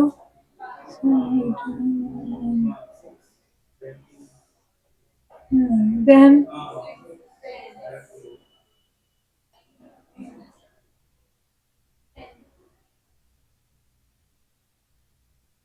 ठीक है। अब ये एग्जैक्ट रिवर्स है क्या पहले का? नहीं, बट ऑलमोस्ट रिवर्स है। ऑलमोस्ट रिवर्स है। तो बेसिकली अपने को इसमें से देखना पड़ेगा कि ए कैटेगरी में कौन से आ रहे हैं, कौन से आ रहे हैं, अपन हाईलाइट करेंगे, ठीक है। ये क्यों? क्योंकि वो वन नंबर है for cost, highest on cost. और देखो रैंक पे 11th है आउट ऑफ 12, यानी lowest on quantity, almost lowest on quantity. अभी एकदम लोएस्ट ऑन क्वांटिटी पे जाओ 12 नंबर, ये 3 नंबर पे है, यानी ये भी टॉप 3 में आ रहा है। तो ये भी आपका ए कैटेगरी का बंदा हो गया। समझ में आ रहा है क्या? अभी 2 देखो, 2 और 10 इसका भी बराबर जोड़ी बैठ रहा है। तो आपका 12, 11, 10 क्वांटिटी कवर हो गया, 1, 2, 3 रैंक कवर हो गया, राइट। कितना परसेंट बन गया? अब टोटल वैल्यू का देखना है, तो टोटल वैल्यू का कॉलम बनाना पड़ेगा। ये डायरेक्ट नहीं बना सकते, टोटल वैल्यू का कॉलम बनाना पड़ता है। समझ में आ रही है क्या बात? कैसा बोल रही हूँ मैं, कैसा कर रही हूँ मैं? कुछ पल्ले पड़ रहा है क्या? अब ये तो मैंने आपको क्वेश्चन को इंटरप्रेट कैसे करना है वो सिखाया, सॉल्व कैसे करना है आपने डब्बा बनाया है, वैसे ही डब्बा बनाना है, लिखना है उसमें, लिखो। कैटेगरी 1 से लेके 12 तक पूरी कैटेगरी लिखो, पूरा डब्बा फिल करो। क्या क्या फिल करोगे? पहला कॉलम है आइटम 1 से लेके 12 तक पूरे लिखो। सेकंड है क्वांटिटी, राइट, क्वांटिटी भी कॉपी पेस्ट करो, हाँ जो भी दिया है। So sorry. थर्ड कॉलम क्या है? हाँ सेम कॉपी पेस्ट करना। थर्ड कॉलम क्या है? नहीं नहीं, वो मैंने एक्सप्लेनेशन के लिए लिखा है। थर्ड कॉलम क्या है? अमाउंट। अमाउंट कैसे निकालोगे? Unit into cost per unit या यूनिट कॉस्ट। भैया एक चीज 5 रुपए की आ रही है आइटम 1 की, तो 7000 चीज कितने की आएंगी? तो अमाउंट में टोटल लिखना पड़ेगा। समझ में आया क्या भाइयों और बहनों? कर पाओगे क्या ये चीज? तो करो, कॉलम 3 फिल करो। भैया पहले पूरा कॉलम तो फिल, हाँ पहले कॉलम तो फिल करो। हाँ? अमाउंट तो लिखो। हाँ हाँ टोटल पूरा लिखना है। 5 रुपीज इंटू 7000 यूनिट्स पूरा लिखना है अमाउंट।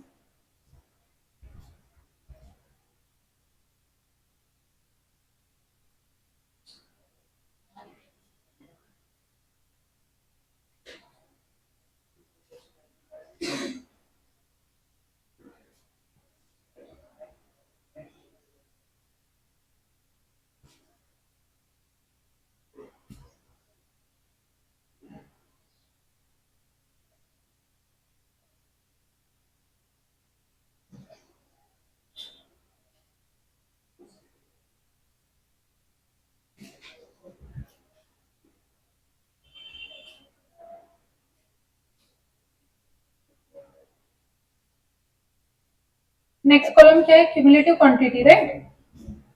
और इसके आगे अब सारे क्यूमुलेटिव वाले कॉलम है और कैटेगरी है। ये क्यूमुलेटिव वाले कॉलम और कैटेगरी होते हैं। ये पहले 3 जो कॉलम आपने फिल किया ना, उसको अगर अपन ने स्ट्रक्चर में अरेंज कर लिए, फिर आप क्यूमुलेटिव क्वांटिटी और टोटल लिखोगे तो आपका एबीसी एनालिसिस बन जाएगा वहां पे, ठीक है। पर अभी अपन ने जो लिखा है वो सिक्वेंशियली लिखा है कि अमाउंट में देखो, अमाउंट में देखो और क्वांटिटी में देखो। हाईएस्ट क्वांटिटी सबसे ऊपर है क्या? लोएस्ट क्वांटिटी भी सबसे ऊपर है क्या? हाईएस्ट अमाउंट ऊपर है क्या सबसे? लोएस्ट अमाउंट सबसे ऊपर है क्या? सिक्वेंशियली अरेंज है क्या? वैसा नहीं, तो अरेंज करना पड़ेगा, हाँ या नहीं? अरेंज करना पड़ेगा। तो अब क्या करोगे? अरेंज करना पड़ेगा। क्यूमुलेटिव वाले कॉलम में अरेंज नहीं करना है, पहले आपको ये चीज समझना है, ये जो स्ट्रक्चर है उसको अरेंज करना है। जैसे मैंने यहाँ पे रैंक लिख के अरेंज करा, वैसे आप भी अरेंज करोगे पहले क्वेश्चन में ही। समझ में आ रहा है कि मैं क्या बोल रही हूँ? नहीं समझ रहा है सृष्टि? देखो कैसे अरेंज करना है। आपने परसेंट ऑफ टोटल यूनिट्स,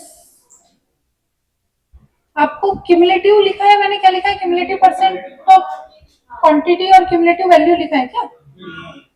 आपके एक बार एड्रेस बता दो बोलो मेरे को, क्या क्या लिखे हैं। सॉरी एक सेकेंड एक सेकेंड एक सेकेंड।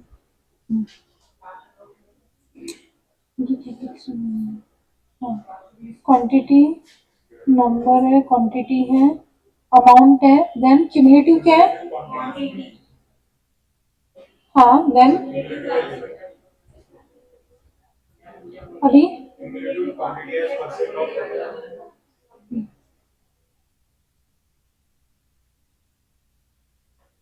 परसेंट, फिर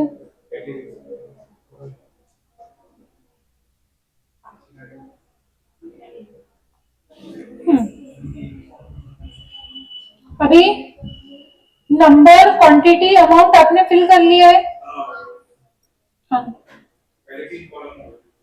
हाँ, अभी आपको देखना पड़ेगा क्या फॉर्मेट सिखाया मैंने, क्या सिखाया मैंने। ए कितना होता है? 70% ऑफ व्हाट? 70% of value. और कितना परसेंट ऑफ क्वांटिटी? 10% तक क्वांटिटी। तो आपको देखना पड़ेगा क्वांटिटी में कौन कितना परसेंट है, वैल्यू में कौन कितना परसेंट है। हाँ या नहीं? एक बार क्यूमुलेटिव मत लिखो, ये दो कॉलम छोड़ो एक बार। क्यूमुलेटिव क्वांटिटी और क्यूमुलेटिव वैल्यू दो कॉलम एक बार छोड़ो। क्या लिखोगे? Cumulative quantity as a percentage of total quantity जो है वहां पे क्यूमुलेटिव वर्ड हटा दो, एक बार quantity as a percentage of total quantity कर लो। आपको क्वांटिटी यानी यूनिट्स, यूनिट्स की टोटल कितनी आएगी निकालो आप लोग भी। 2,19,000 आपकी भी आनी चाहिए।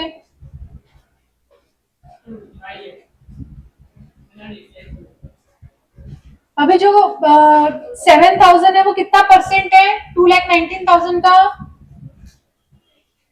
3.19, यही आ रहा है 3.1963। हाँ? आपके यूनिट्स कितने हैं? आइटम नंबर 1 है, आपके पास स्टोर में 12 आइटम है। देखो मेरे सामने देखो एक बार, सब जने क्वेश्चन समझो क्या पूछ रहे हैं। आपके पास स्टोर में 12 आइटम है, उसमें से आइटम नंबर 1 जो है वो 7,000 क्वांटिटी है उसकी। अभी वो 7,000 quantity out of total quantity कितनी है, कितना percent of the total quantity वो है, निकालो। टोटल क्वांटिटी कितनी है आपके पास, सारे यूनिट्स को ऐड करना पड़ेगा। हाँ, तो उसका कितना परसेंट होता है? 7,000। 7,000 डिवाइडेड बाय 2,19,000 परसेंट कैलसी पे कितना आया? ये आया 3.1963। वो लिखो आपके इसमें, कहाँ पे लिखोगे? क्यूमुलेटिव वर्ड कांट में quantity as a percent of total quantity वाले में लिखना है। क्यूमुलेटिव क्यों होता है वो मैं आपको आगे सिखाऊंगी, किस क्वेश्चंस में काम आएगा।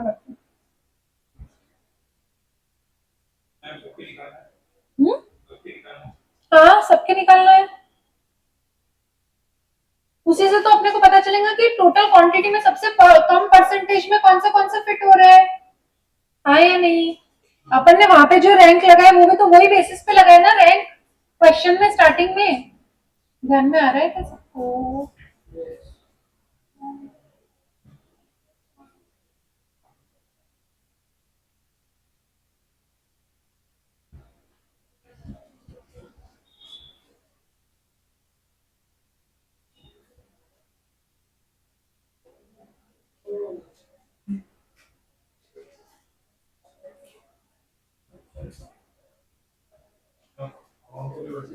हाँ, अभी अमाउंट के कॉलम को करना है। अमाउंट आपका क्या आया था? 7,000 इंटू 5 वाला जो था वो, उसमें भी क्यूमुलेटिव वर्ड काट दो। Value as a percentage of total value. हाँ, तो वो कॉलम जो लिखा है उसमें आपका अमाउंट कॉलम का जो टोटल आ रहा, अमाउंट कॉलम आई होंगी, उसका टोटल आ रहा है वो 355,770 करेक्ट है। वो टोटल का भी वैसे ही परसेंट निकलना है। सबको समझ रखे कौन से कॉलम फिल करना है?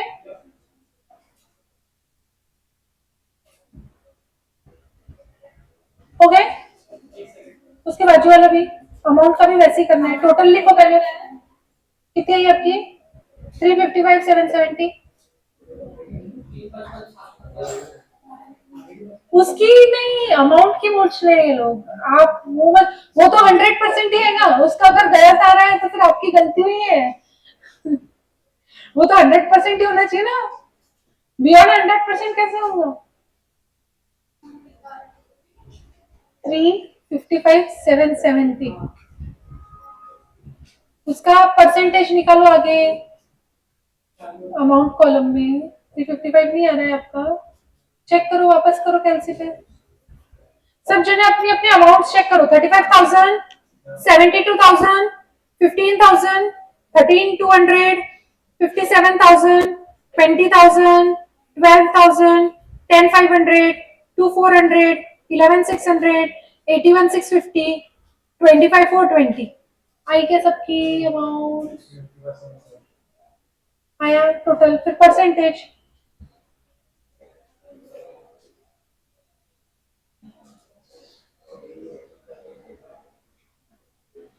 क्या हो गया? क्या दिक्कत है? लास्ट वाला दिखाओ ना, पर्सनल लोन पर्सनल लोन। अरे है ना, ये ना ऊपर। लास्ट आखिरी अच्छा नीचे नीचे।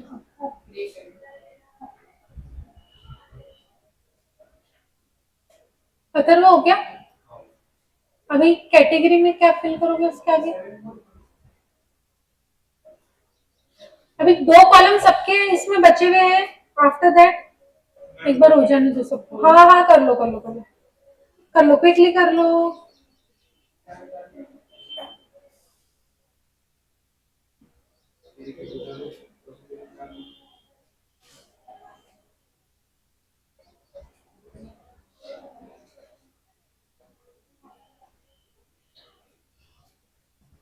अरे बार बार कैलसी को ज्यादा यूज नहीं करना पड़ता, मेमोरी में डाल के रखो टोटल।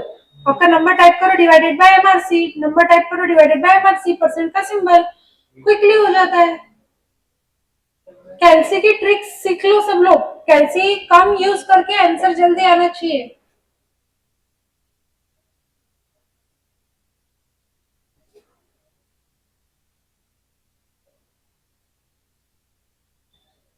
करो करो करो।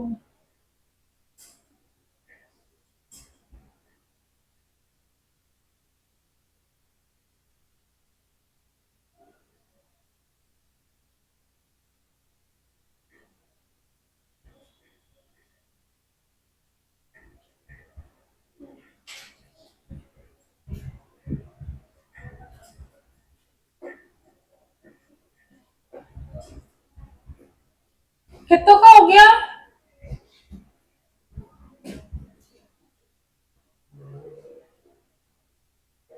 भाइयों और बहनों जल्दी जल्दी करो प्लीज।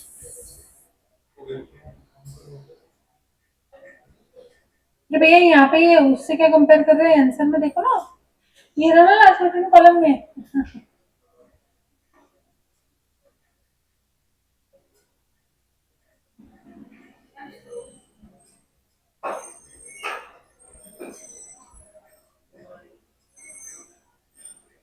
मैच हो रहा है क्या? सबका मैच हो रहा है? सबका हो गया क्या? अभी जो आपने दो कॉलम्स छोड़े हैं, कौन से क्यूमुलेटिव क्वांटिटी और क्यूमुलेटिव वैल्यू, उसकी जगह पे क्यूमुलेटिव वर्ड को काट दो, रैंक क्वांटिटी रैंक वैल्यू ऐसा लिख दो वहां पे। रैंक क्वांटिटी को, रैंक के नीचे क्वांटिटी को राउंड ब्रैकेट्स लगाओ, रैंक के नीचे वैल्यू को राउंड ब्रैकेट्स लगाओ। क्यूमुलेटिव की जगह पे वर्ड लिखना है रैंक। लिखा क्या? और रैंक बनाओ। हम्म, यहाँ पे कॉलम नंबर 4 और कॉलम नंबर 5 में जहाँ पे आपने जगह छोड़ी थी,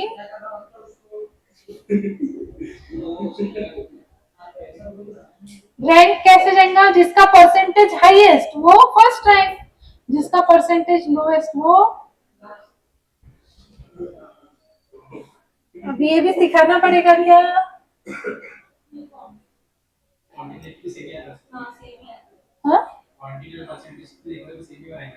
हाँ, तो इसीलिए तो मैंने आपको सॉल्व कराने को पहले यहाँ पे जो मैंने रैंक लिखी यूनिट्स के बेसिस पे वही रैंक्स आपके आएंगे, वही आने चाहिए, उसमें कोई दोहरा है क्या, कोई डाउट है?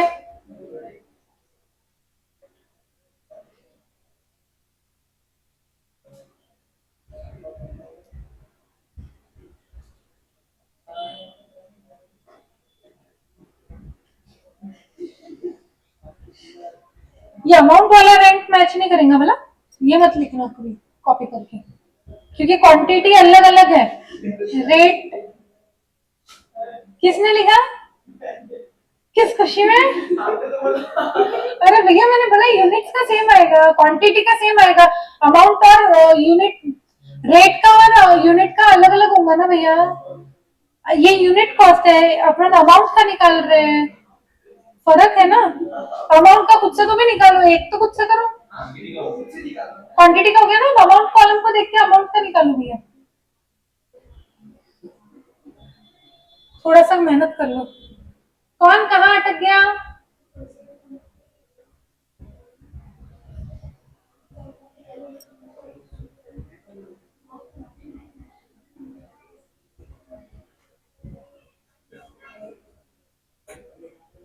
क्या हो गया?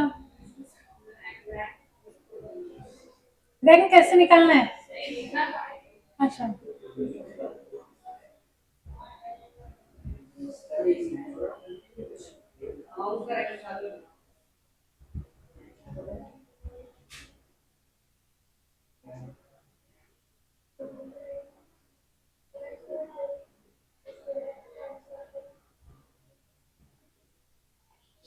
हो गया, रैंक हो गए सबके। अभी रैंक के बाद एक और टेबल बनाना पड़ेगा कैटेगरी के लिए। अभी आप कैटेगरी जिसमें आपका क्वांटिटी लोएस्ट रहेगा लेकिन रैंक ऑफ वैल्यू हाईएस्ट रहेगा, वो ए कैटेगरी में जाएगा। तो बाजू में कैटेगरी में ए लिख सकते हो, लेकिन अपने को कहाँ पे रुकना है वो नहीं पता है, तो ये जो क्यूमुलेटिव वाला है वो अब काम आएगा। तो क्या करना है आपको, एक और टेबल बनाना है उसके नीचे, नीचे बनाना है भैया, जगह नहीं है, मतलब क्या है, नेक्स्ट पेज पे बनाओ ना। क्या उनके रैंक का क्या करोगे, उनके रैंक का क्या करोगे मेरे भाई?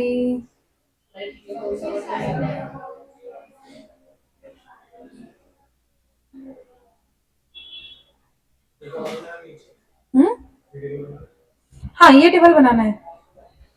अब क्योंकि आपने रैंक बना लिए है, तो रैंक के बेसिस पे आप आइटम्स को अरेंज करोगे, तो लिखो रैंक आइटम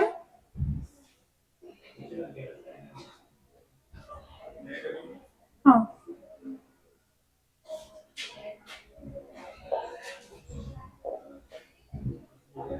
एग्जैक्ट सेम पूरा बनाना पड़ेगा।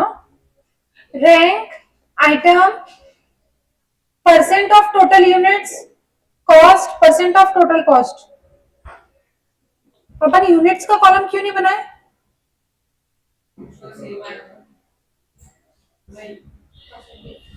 यूनिट्स का कॉलम भी बनाओगे तो भी आपको परसेंटेज में देखना है, और कॉस्ट का भी कॉलम बनाओ ना बनाओ आपको परसेंटेज में देखना है। क्यों? क्योंकि अपना ए कैटेगरी क्या है, कॉस्ट परसेंटेज वाइज 70% फिट होना चाहिए और यूनिट वाइज 10% फिट होना चाहिए, हाँ या नहीं?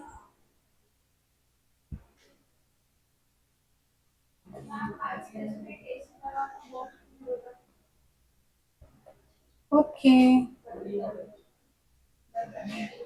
मेरे पास रिमोट नहीं है, जिसको जो तकलीफ हो रही कर लो खुद से। लिख लिया, हेडिंग लिख ली क्या सबने? अब आपके वैल्यू के रैंक से, वैल्यू के रैंक से कि क्वांटिटी के रैंक से? वैल्यू के रैंक से आपको एबीसी कैसे मिलता है, क्वांटिटी के रैंक से मिलता है या वैल्यू के रैंक से मिलता है? Highest in value lowest in quantity A, right. तो वैल्यू के रैंक से अरेंज करो, तो क्या लिखोगे, रैंक 1 से लेके 12 तक लिख लो। रैंक 1 एज पर वैल्यू कौन सा है?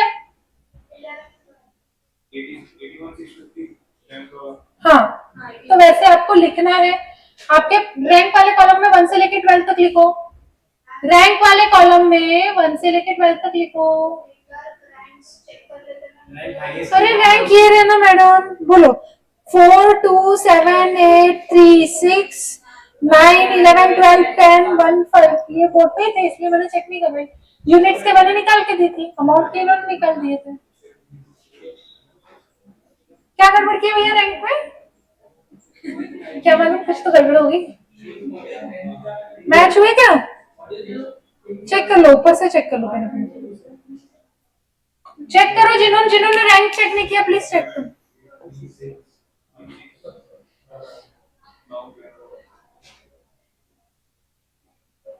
आया क्या?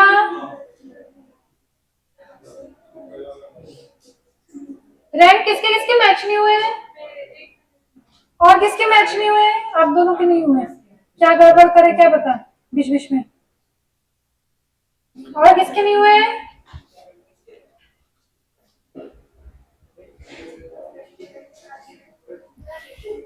कुछ नहीं कर सकता मैडम।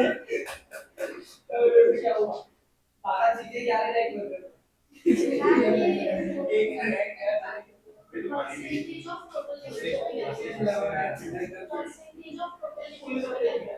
क्या करना है? कर लिए ना अपन ने परसेंटेज। अच्छा आप नीचे के टेबल में पूछ रहे हो क्या? अभी सेकंड टेबल में सब लोग आ गए क्या? रैंक लिख लो। अब रैंक के अगेंस्ट कौन सा आइटम है? जैसे रैंक नंबर 1 के अगेंस्ट आपका आइटम नंबर 11 है, तो रैंक 1 आपका पहला रहेगा। Rank 1 item 11 percentage of total units बोला है तो 5.2512। फिर टोटल कॉस्ट बोला है 31,650। फिर परसेंटेज ऑफ टोटल कॉस्ट बोला है 22.9502। ये आपका सीक्वेंस होना चाहिए लिखने का। समझा क्या मैं क्या बोली? नहीं समझा? किसको किसको नहीं समझा? Raise your hand. 1 2 3। देखो आपका टेबल का हेडिंग क्या क्या है? रैंक है पहला, तो रैंक तो सिक्वेंशियली लिख दो 1 to 12। तो रैंक नंबर 1 का करस्पॉन्डिंग यूनिट्स आइटम कौन सा है? 11। आइटम 11 है। मेरे इसमें से देखने की जगह पे आपके बुक में देखो, रैंक नंबर 1 किसके अगेंस्ट आया आपका? आइटम 11 के अगेंस्ट। अभी आइटम 11 का परसेंटेज ऑफ टोटल यूनिट्स कौन सा है? क्या लिखा है आपके कॉलम में? Percentage of total units. हाँ तो वो 5.25 लिखना है फिर आपको टेबल में। बस टेबल में प्लेसेस चेंज हो रही है, जगह आपको फिल करना है। लाइन अलग अलग लाइन में जगह फिल करना है। हाँ या नहीं समझ में आ रहा है क्या? फिर अमाउंट फिल करना है। अमाउंट भी तो वही है, कॉपी पेस्ट ही करना है और कुछ नहीं है उसमें।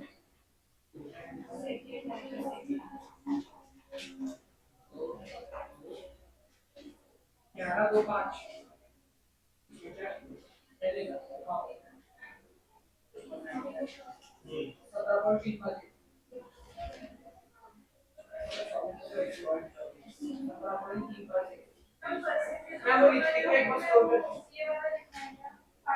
हाँ 22.95 आपका आया ना 22.95। हाँ वही लिखना है और तो कुछ लिखना नहीं है। ये देखो, कोई डाउट है क्या किसी को?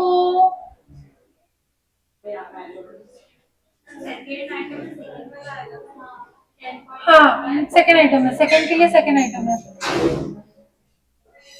रैंक को सिक्वेंशियली अरेंज किया है, खाली वो टेबल बनाया उसको सिक्वेंशियली अरेंज करना है। करो 1 by 1।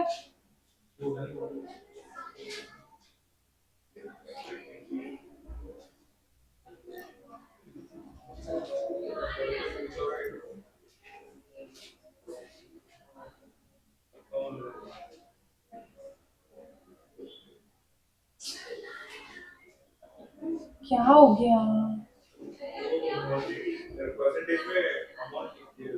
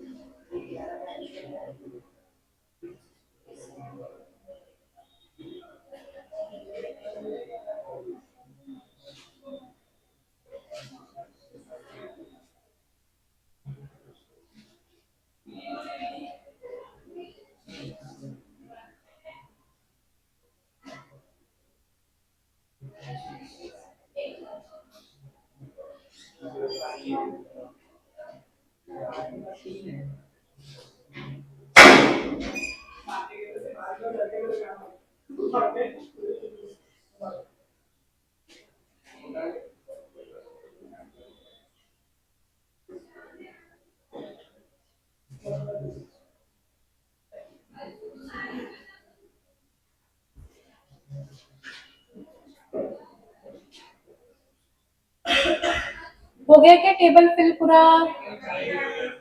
भरो टेबल, कॉपी पेस्ट तो करना है यार।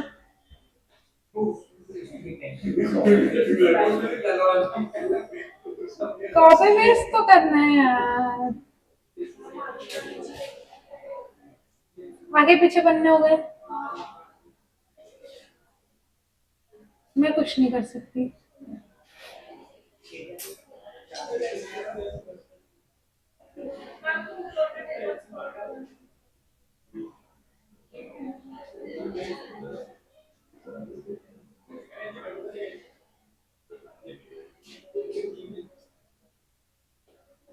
क्या गड़बड़ हो गई?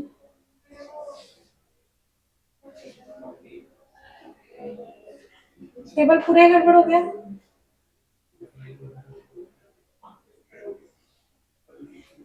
लिखो लिखो लिखो। हो गया छापा छापी का काम? हो गया छापा छापी का काम सबका? और कुछ?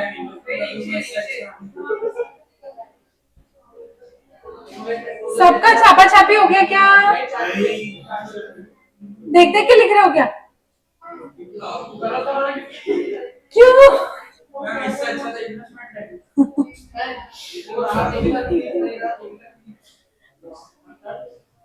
अरे ये एग्जाम्पल क्वेश्चन है, इसमें ऐसा जा रहा है।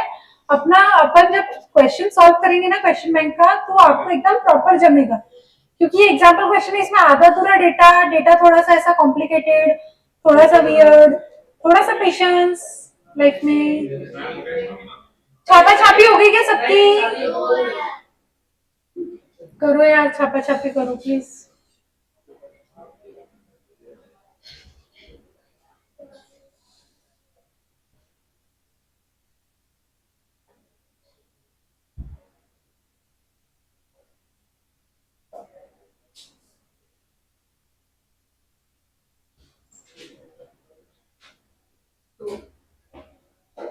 क्या स्क्रॉल नीचे के दो?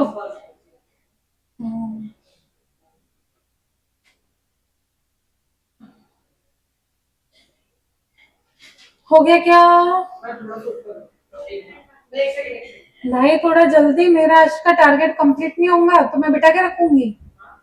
हाँ हाँ, कुछ नहीं कर सकते, खाना नहीं खाया तो डीटी तक के बैठे रहो।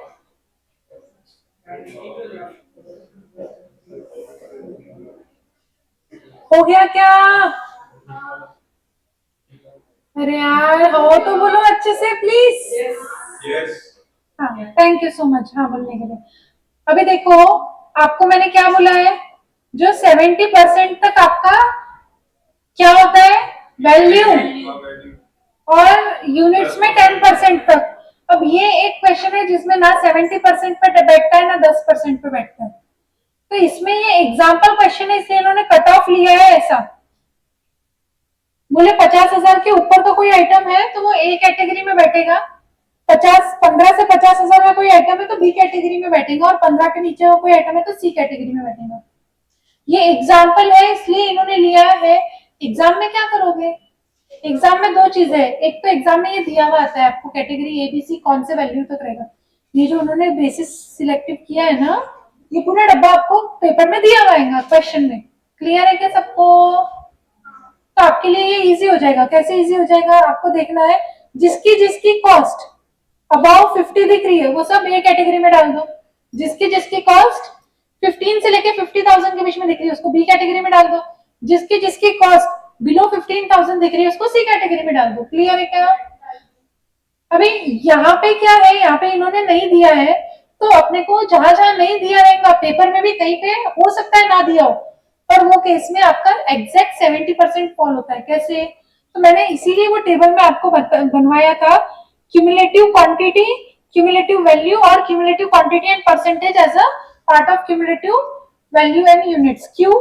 क्योंकि उससे अपने को पता चलता cumulative quantity as a percent of total quantity, उससे क्या पता चलता था कि आपका परसेंट टू टोटल क्वांटिटी है कितने परसेंट पे रुका हुआ है. 10 तक आ गया तो आपका कैटेगरी ए हो गया. तो आपका क्यूमुलेटिव 10 के नीचे है तो आप ऐड कर सकते हो एक ए के लिए. आप 10% के नीचे अगर क्यूमुलेटिव यूनिट्स है तो ए के लिए एक ऐड कर सकते हो. कैसे बोल रहे हो? On your कैलसीज, on your कैलसी. अब क्योंकि इन्होंने डायरेक्ट परसेंट निकाले अपन ऐड करेंगे, नहीं तो अपन क्वांटिटी रहता तो परसेंट निकालते थे उसके. ठीक है. 5.25%, 25% मत दबाना, 5.25 प्लस 10.95 कितना परसेंट हो गया? अभी 16.2% हो गया. दोनों मिला के हो गया 16.2% आ रहा है सबका. तो ऐसे ही अपने को देखना है कितने परसेंट पे रोकना चाहिए था. अपन ने 10% पे रोकना चाहिए था तो सिर्फ 5 पे रोकते थे क्या? एक ही ऐड करते थे क्या? नहीं, 10 पे. अब अगर यहाँ पे रोके तो 16% आपका क्वांटिटी हो गया. 16% ऑफ द टोटल यूनिट्स आपका क्वांटिटी हो गया ना, ए और बी मिला के, 1 और 2 मिला के. ये 16% क्वांटिटी हो गया. कॉस्ट में देखो कितना परसेंट हो रहा है. कॉस्ट कैसे करोगे? या तो ये परसेंट प्लस परसेंट करो, या तो ये टोटल डिवाइडेड बाय आपकी जो मेन टोटल आई थी 355,770. ये कितना आ रहा? 43 समथिंग परसेंट आ रहा. 70 तक बैठा क्या? नहीं. तो इसीलिए कट ऑफ कुछ लेना है. इन्होंने 50,000 का कट ऑफ लिया है. पेपर में ही आपका ऐसे 70 तक बैठेगा. तो 70 तक नहीं बैठा तो आपको पता है एक और क्वांटिटी ऐड करना है. तो नेक्स्ट रैंक वाली क्वांटिटी का अमाउंट ये ऐड करो. परसेंट कितना आ रहा है? 59.21 आ गया. 59.21 के लिए आपको कितना यूनिट्स लग रहा है? 33.56. ये क्वेश्चन में मतलब क्या है आपका? कैटेगरी ए यानी कैसे है बोले यूनिट्स.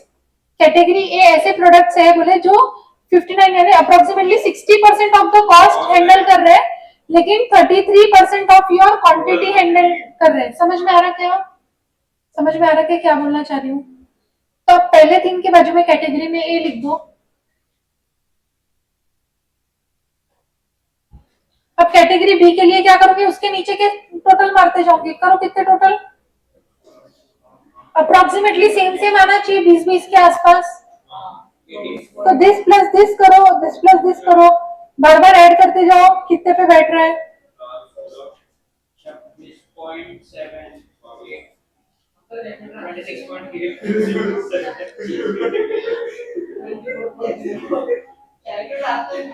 26. आपको समझा कि क्यों ये 7 तक के रोका है? इसका एक अच्छा क्वेश्चन करेंगे ना तो ज्यादा बेटर क्लैरिटी मिलेगा. इलस्ट्रेशन उन्होंने बेकार दिया है. इलस्ट्रेशन बेकार दिया है उसका. तो अप्रोक्सीमेटली देखो सिमिलर सिमिलर है. 24-26 अप्रोक्सीमेटली परसेंटेज सिमिलर है. मॉडरेट में 20-20 सिखाया था मैंने आपको. मॉडरेट में क्या सिखाया था? 20% of the quantity for 20% of the cost. तो 26% of the cost settles for 24% of the quantity. हाँ या नहीं? वैसे ही कैटेगरी सी क्या हो जाएगा? क्वांटिटी ज्यादा cost come. 42% of the quantity comprises of 13% of the total cost. समझ में आ रहा है क्या? हाँ. तो ये क्वेश्चन के बाजू में कैटेगरीज लिख दो. कैसे लिखोगे? पहले 3 में लिख दिया ए, 4th से लेके 7th में बी लिख दो, 8th से लेके 12th में सी लिख दो.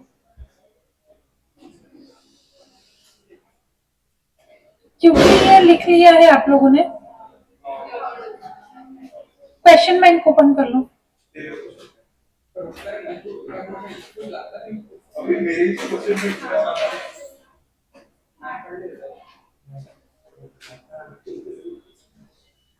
देखो क्वेश्चन देखो.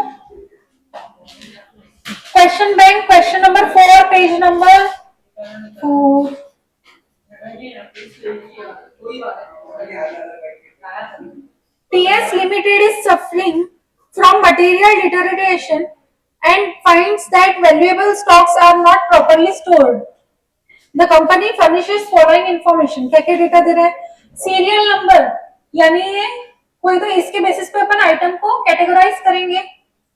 मटेरियल नेम, तो फिर सीरियल नंबर का कोई रोल नहीं रखेंगे, मटेरियल का नाम इंपॉर्टेंट है. फिर यूनिट्स और टोटल कॉस्ट. अब यहाँ पे आपको टोटल कॉस्ट निकालने की नीड है क्या? इंस्टीट्यूट ने खुद ही दे दिया और यूनिट्स भी दे दिया. आप डायरेक्टली रैंक कर सकते हो यूनिट्स के बेसिस पे और कॉस्ट के बेसिस पे. हाँ या नहीं भाइयों और बहनों, रैंक कर सकते हो कॉस्ट के बेसिस पे. तो यूनिट एज अ परसेंटेज निकालोगे क्या? नहीं. जैसा मैंने आपको क्वेश्चन देख के बताया था, अपन देख के भी बता सकते हैं. जिसकी यूनिट ज्यादा उसको रैंक 1. हाँ या नहीं, क्रोनोलॉजिकल ऑर्डर में. और कॉस्ट का भी रैंक वैसे ही निकाल सकते हैं. हाँ या नहीं? हाँ या नहीं? आपका क्वेश्चन बैंक वाला रजिस्टर ओपन करो और उसमें लिखना चालू करो. Question number 4.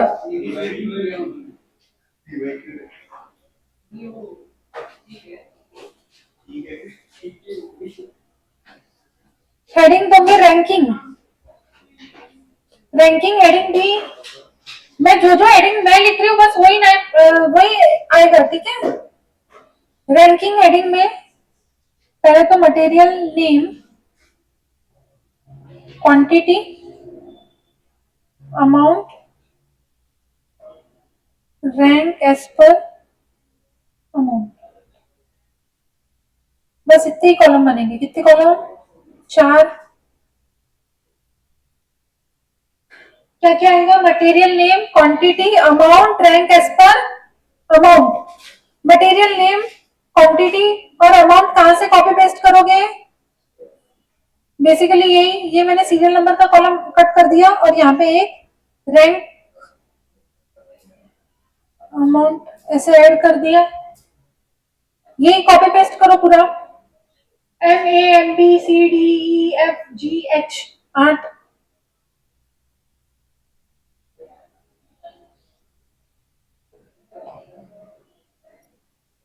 और रैंकिंग दो.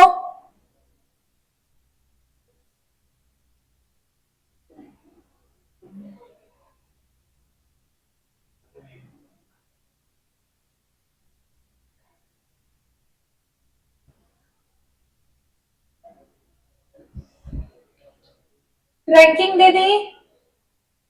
छापा छापी करके रैंकिंग दो. आप सबके पास क्वेश्चन बैंक है, बाजू में से छापा छापी करना है और रैंकिंग अमाउंट के बेसिस पे देना है. रैंकिंग मैच हुई क्या मेरे रैंकिंग से?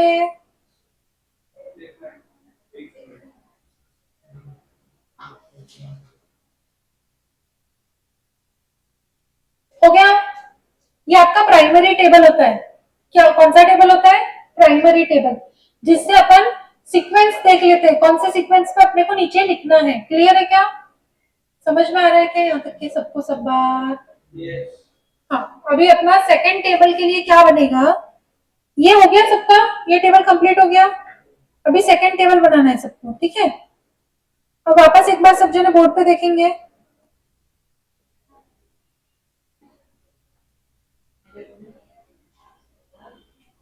यूनिट्स लिखा है कि क्वांटिटी लिखा है? यूनिट्स लिखा है ना.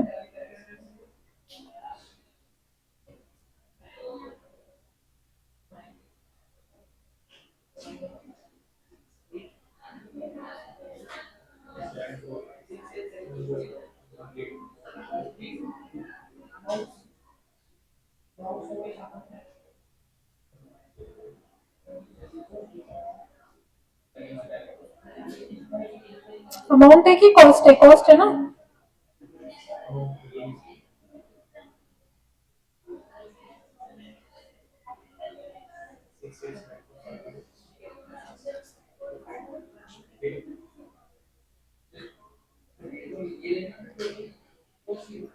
क्लियर है क्या सबको? फॉर्मेट फॉर्मेट लिख लिया सबने? विजिबल है? Material name, units, cumulative units as a percent of total units, cost, cumulative cost.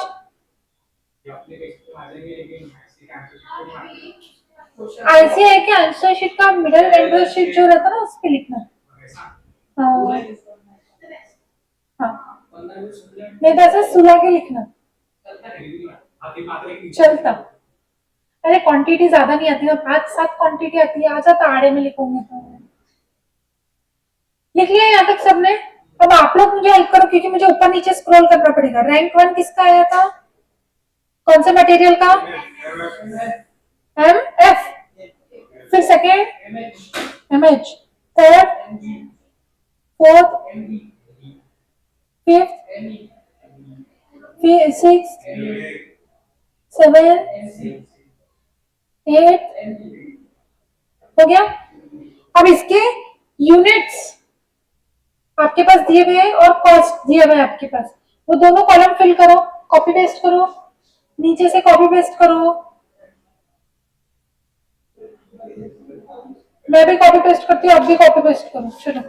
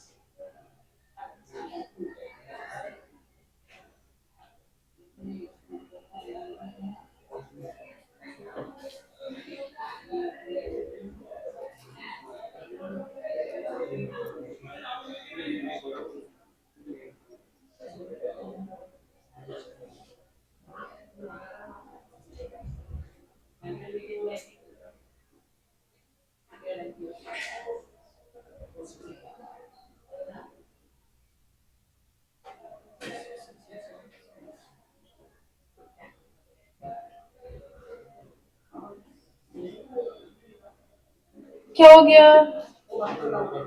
क्या डाउट है भैया? रैंक यूनिट्स में निकाले ना? नहीं, टोटल कॉस्ट पे निकाला, मैंने लिख के तो दिया था रैंक अमाउंट पे भैया।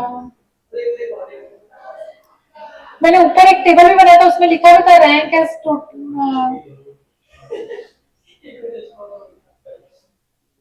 क्योंकि अच्छा आप थे नहीं ना जब, तो आपको कॉन्सेप्ट नहीं पता, तो आप रैंक कैसे लिखोगे ना?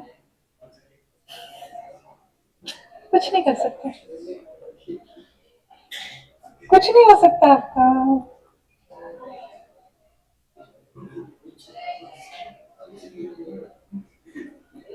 लिख लिया सबने सब?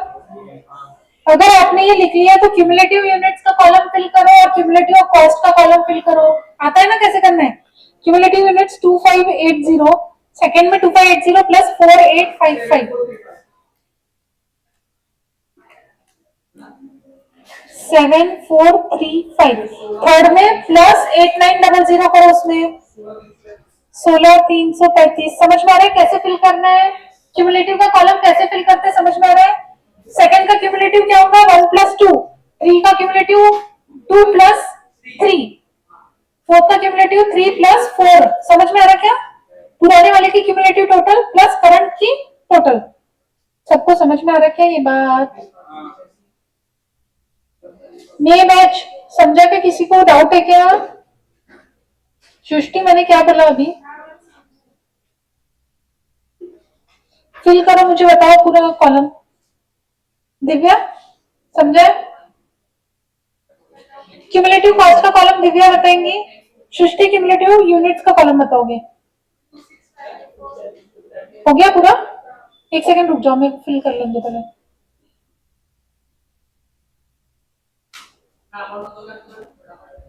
नहीं सृष्टि बता रही है ना, बताओ सृष्टि। 26584 4995 10410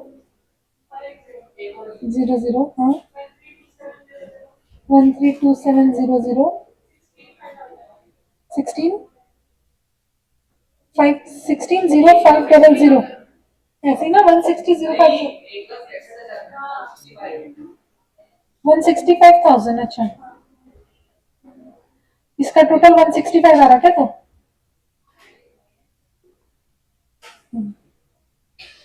अभी दिव्या निकाला कॉस्ट का बताओ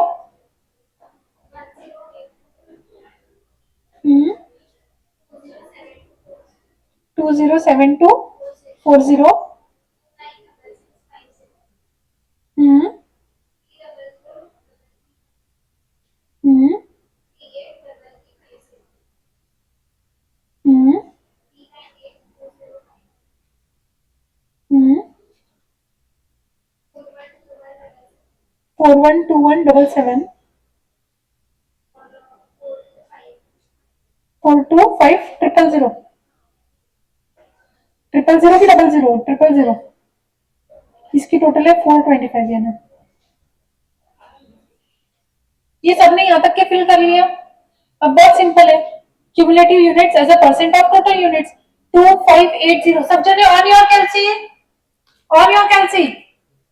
2580 डिवाइडेड बाय 165,000 परसेंट कितना आया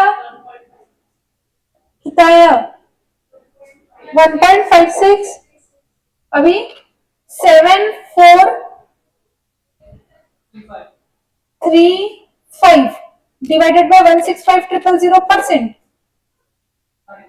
4.51 समझ रहे हैं क्या ऐसे फिल करके दो मेरे को टेबल पूरा ये लास्ट का 100 आता है यानी 100 आता है इसका 165 मेमोरी में डाल दो 165,000 मेमोरी में डाल दिया अब हर एक स्टार्टिंग का नंबर टाइप करो डिवाइडेड बाय एमआरसी स्टार्टिंग का नंबर टाइप करो डिवाइडेड बाय एमआरसी इंटू 100 करने का नीड नहीं है परसेंट का सिंबल दबाओ हाँ इंटू 100 दबाने का कम दिया क्या गड़बड़ कर दिया है तो क्यूमुलेटिव पे लेना है अरे हाँ क्यूमुलेटिव पे लेना है भाई बड़े बड़े आ रहे हैं ना बराबर है गड़बड़ नहीं कर रहे आप करेक्ट है कंटिन्यू करो आखिरी 100 ही आएगा हाँ अब ऐसे हो करना है हाँ क्या हो गया दिव्या हाँ अदिति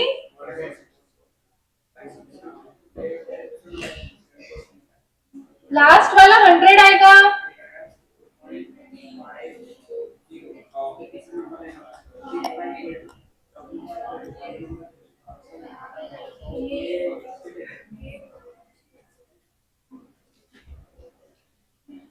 हो गए क्या सबके निकल गए क्या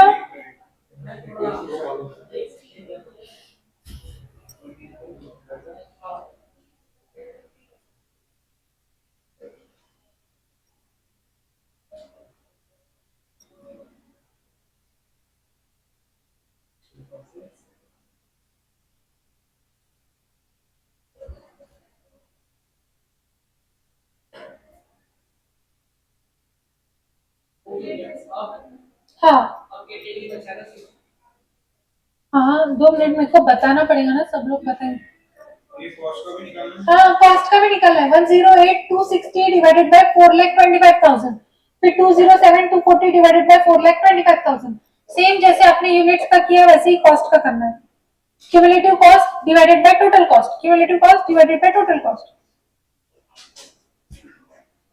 आगे के सबका सब सारे फिल हो गए बताओ आगे का 4.51 आगे किसका है 9.9 क्या 0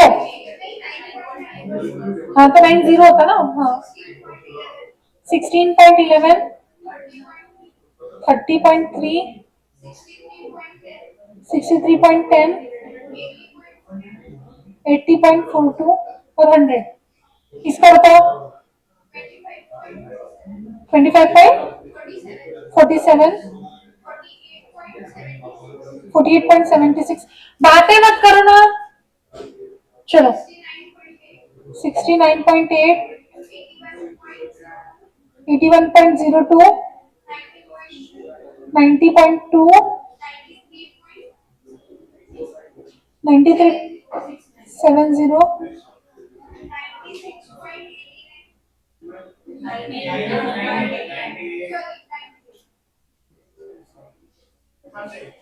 ये सबने सब यहाँ तक लिख लिया।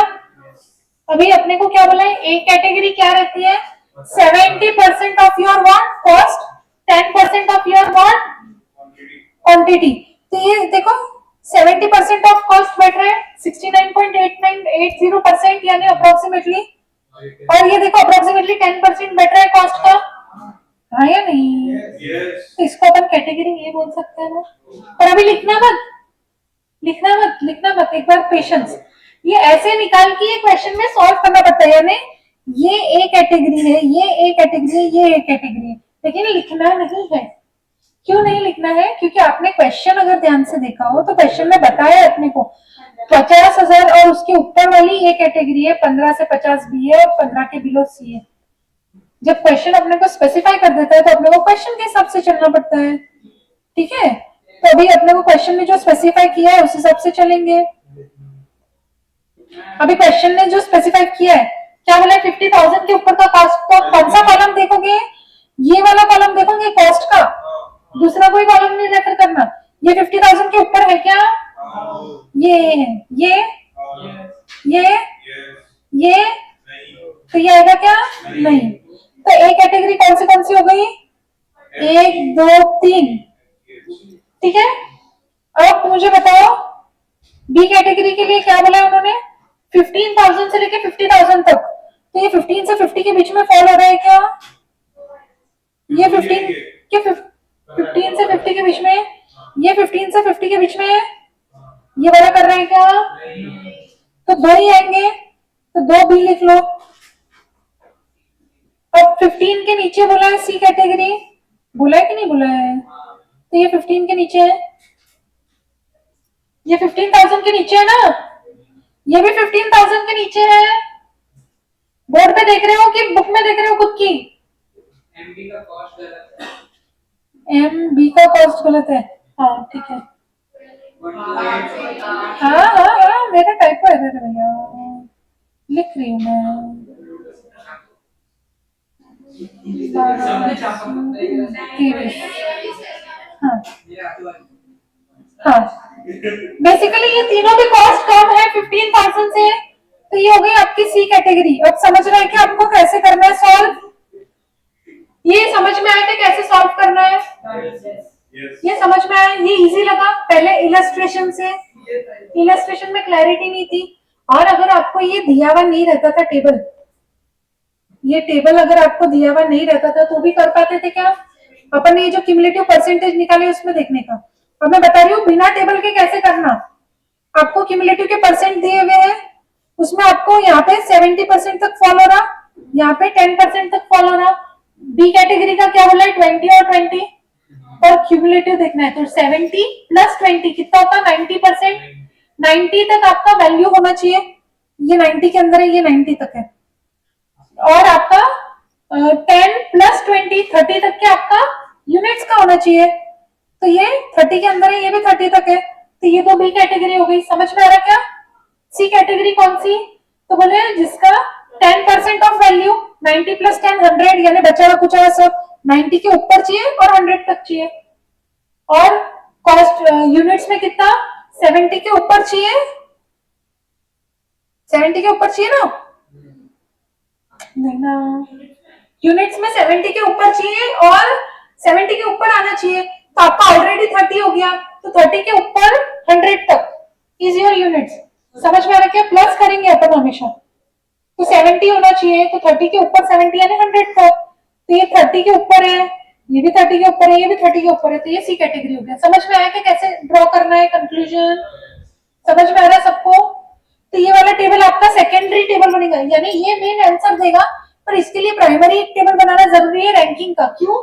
क्योंकि अगर अपने को ये रैंकिंग नहीं पता तो अपना अरेंजमेंट सही नहीं है क्यूमुलेटिव का, फिर अपना क्यूमुलेटिव कुछ अता बलता आएगा। समझा क्या? क्यूमुलेटिव सही आने के लिए पहले रैंकिंग करना जरूरी है। रैंकिंग किसके बेसिस पे करोगे? मैंने दोनों सिखाया आपको, लेकिन कॉस्ट को प्राइमरी इंपॉर्टेंस देना, क्योंकि ए में अपन कॉस्ट पहले देखते हैं 70% of the cost holds for 70% of the cost but 10% of your quantity. समझ में आ रहा है क्या? एक क्वेश्चन होमवर्क लोगे इसका, वैसे करके लाना सेम मेथड में जैसा मैंने ये बताया है।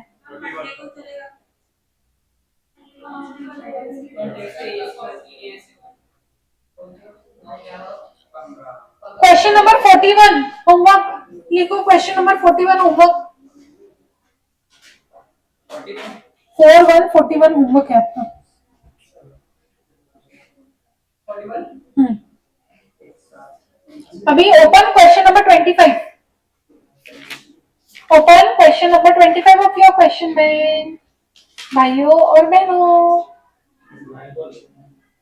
Yes, reliable India private limited 41 homework है, 25 ओपन करना है अभी। कोई डाउट है क्या?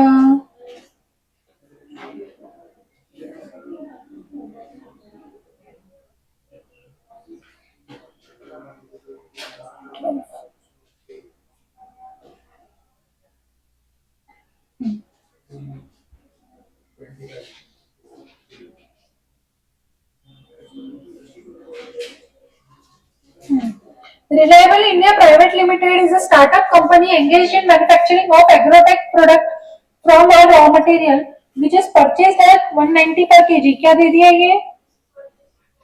Purchase price हो गई।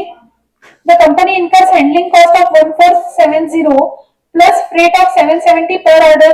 ये क्या हो गया? दोनों भी ऑर्डरिंग कॉस्ट कितने हो गया? ऑर्डरिंग कॉस्ट टोटल 2240 दोनों मिला के 2240 ordering cost per order। The incremental carrying cost of inventory of raw material is rupees 3 per kg per month। per kg per month per unit CCPU PA ही होता है, तो into 12 करना पड़ेगा। 3 into 12 कितना? 36 CCPU PA per unit यानी per kilo है यहाँ पे, ठीक है। The cost of working capital finance or investment in inventory of raw material, मतलब आपकी इन्वेंट्री जो लाने के लिए पैसा लगा वो पैसा वर्किंग कैपिटल फाइनेंस से आया है। ये 20 rupees per KG per annum, तो 20 रुपया पर एनम आपको इन्वेंट्री लाने के लिए भी खर्चा लगा। बेसिकली आपने इसके पहले जहां पे वर्ड पढ़ा है कैश क्रेडिट बैंक से ले रहे थे, बैंक लोन ले रहे थे, वही कैटेगरी में ये फिट होता है। तो ये भी क्या हो गया? कैरिंग कॉस्ट, ऑर्डरिंग कॉस्ट नहीं, प्लस 20, तो कितना हो गया आपका सीसीपीयू पीए? 56। क्लियर है क्या?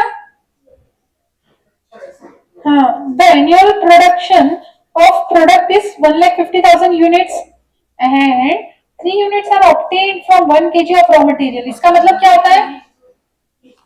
1 यूनिट 1 किलो से 3 यूनिट, तो 1.5 लाख यूनिट्स बनाने को कितने किलो लगेंगे?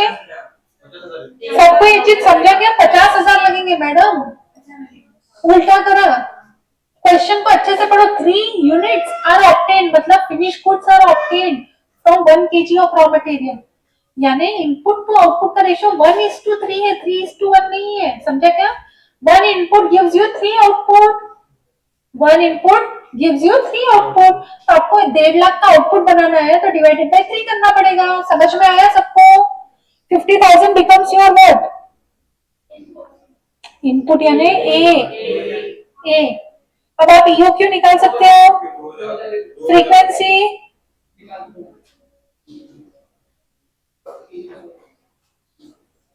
चलो स्टार्ट करो, कंटिन्यू करो। हाँ,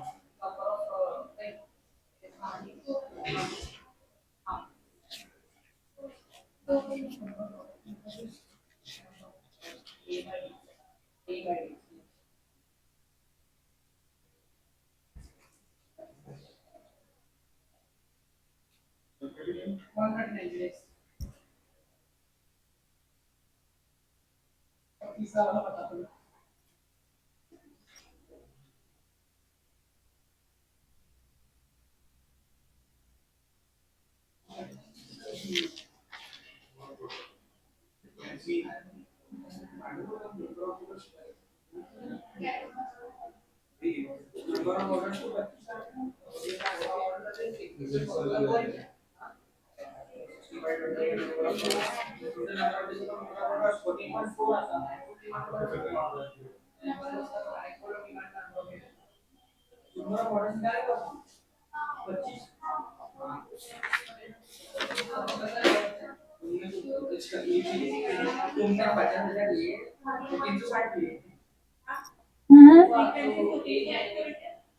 सेकंड चेक कर दो।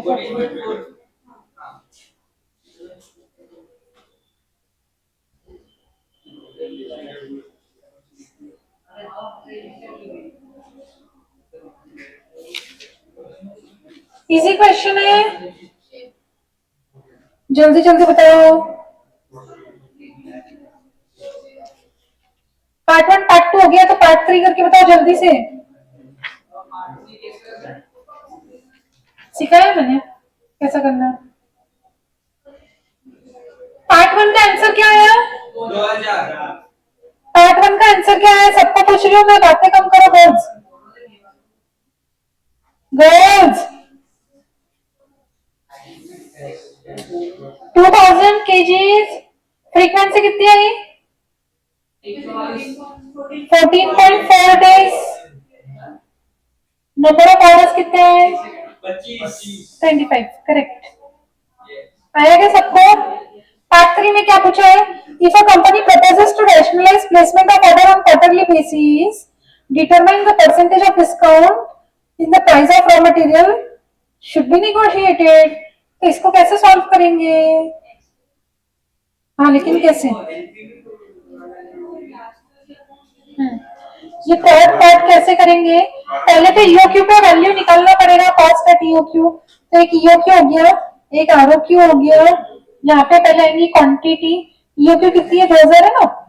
आरओक्यू पे कितनी? आरओक्यू सॉरी सॉरी सॉरी सॉरी, अब देख रहे हैं? हाँ हाँ, आपको क्या बोला है? क्वार्टरली बेसिस ऑर्डर प्लेस करना है, तो आरओक्यू कितना हो जाएगा? आपको 50,000 मंगाना है ना। क्वार्टरली प्लेस करना है 4 बार, 4 बार ही आएगा ना। 12,500।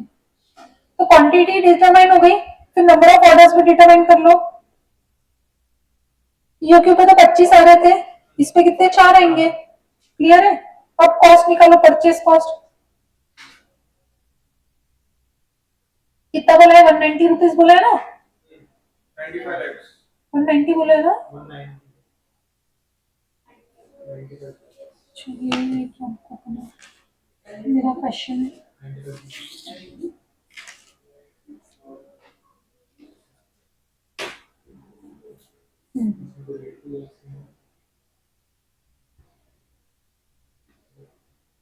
वन 190 इंटू 50,000, यहाँ पे कितना हो जाएगा?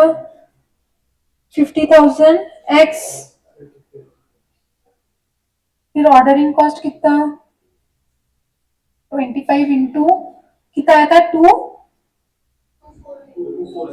2240।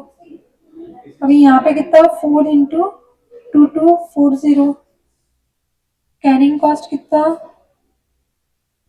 56 आया था ना। 56 इंटू 2000/2। यहाँ पे कितना? 12,500/2 इंटू, अब यहाँ पे कितना होगा? 12,500/2 इंटू क्या? इधर आपको कहीं पे परसेंट बताया क्या परचेस प्राइस का? तो फिर डायरेक्ट पूरा अपन 56 ले सकते हैं। समझ में आ रहा क्या? क्यों? क्योंकि अपने को वो dependent on your purchase price है क्या? डिपेंडेंट ऑन परचेस प्राइस है क्या? सब जने यहाँ पे ध्यान दो प्लीज, सब जने प्लीज यहाँ पे ध्यान दो। आपको क्वेश्चन में जब कैरिंग कॉस्ट बताया है as a percentage of purchase price बताया है क्या? तो अगर आपका परचेस प्राइस एक्स है तो आपका कैरिंग कॉस्ट अफेक्ट करेगा क्या उससे? नहीं करेगा, क्योंकि वो irrespective of your purchase price है। समझ में आ रहा है कि ये क्वेश्चन में डिफरेंट क्या है? आपका सीसीपीयूपीए डिपेंडेंट ऑन परचेस प्राइस नहीं है, तो वो चेंज नहीं होगा, आपका परचेस प्राइस चेंज होगा। तो क्लियर है क्या सबको ये बात? हाँ, अब बताओ मेरे को टोटल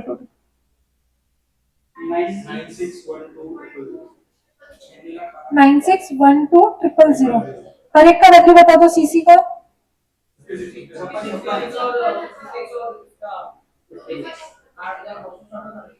इसका इधर भी 91 है उधर 95 लैक्स नहीं आएगा।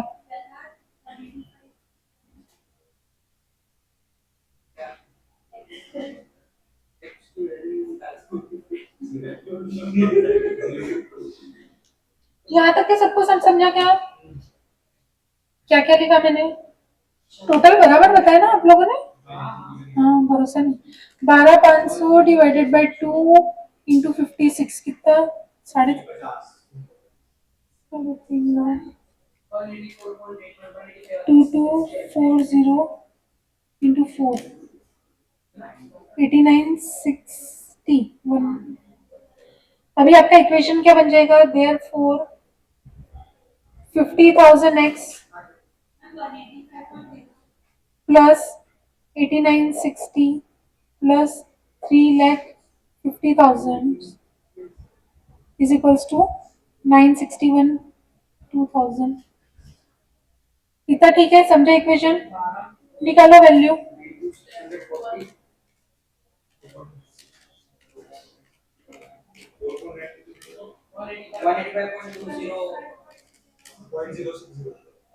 x is equals to 185.0608 exact इतने पे रुक जाना है।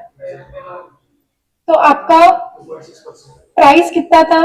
प्रीवियस प्राइस, देयरफॉर डिस्काउंट कितना हो गया? 190 minus 185.0608 is equals to 4.9392% discount 4.9392 divided by 190 into 100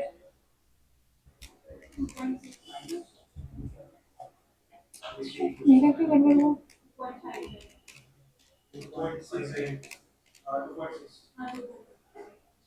2.6% discount आया? सबको समझा कैसे करा? किसी को कोई डाउट है? इक्वेशन कैसे फॉर्म करा समझा सबको? अदिति समझ में आया इक्वेशन कैसे फॉर्म करा? सबको समझा? अब क्योंकि आप लोगों को समझ ही गया है तो होमवर्क ले लो। चलो राइट डाउन होमवर्क। हाँ बताती हूँ। होमवर्क लिख लो पहले। क्वेश्चन नंबर 32, क्वेश्चन नंबर 49 और क्वेश्चन नंबर 41 जो दिया है ऑलरेडी आपको वो 49। यार क्या करते हो? 32, 41, 49 और कुछ चाहिए क्या होमवर्क? हाँ कर ही देना है।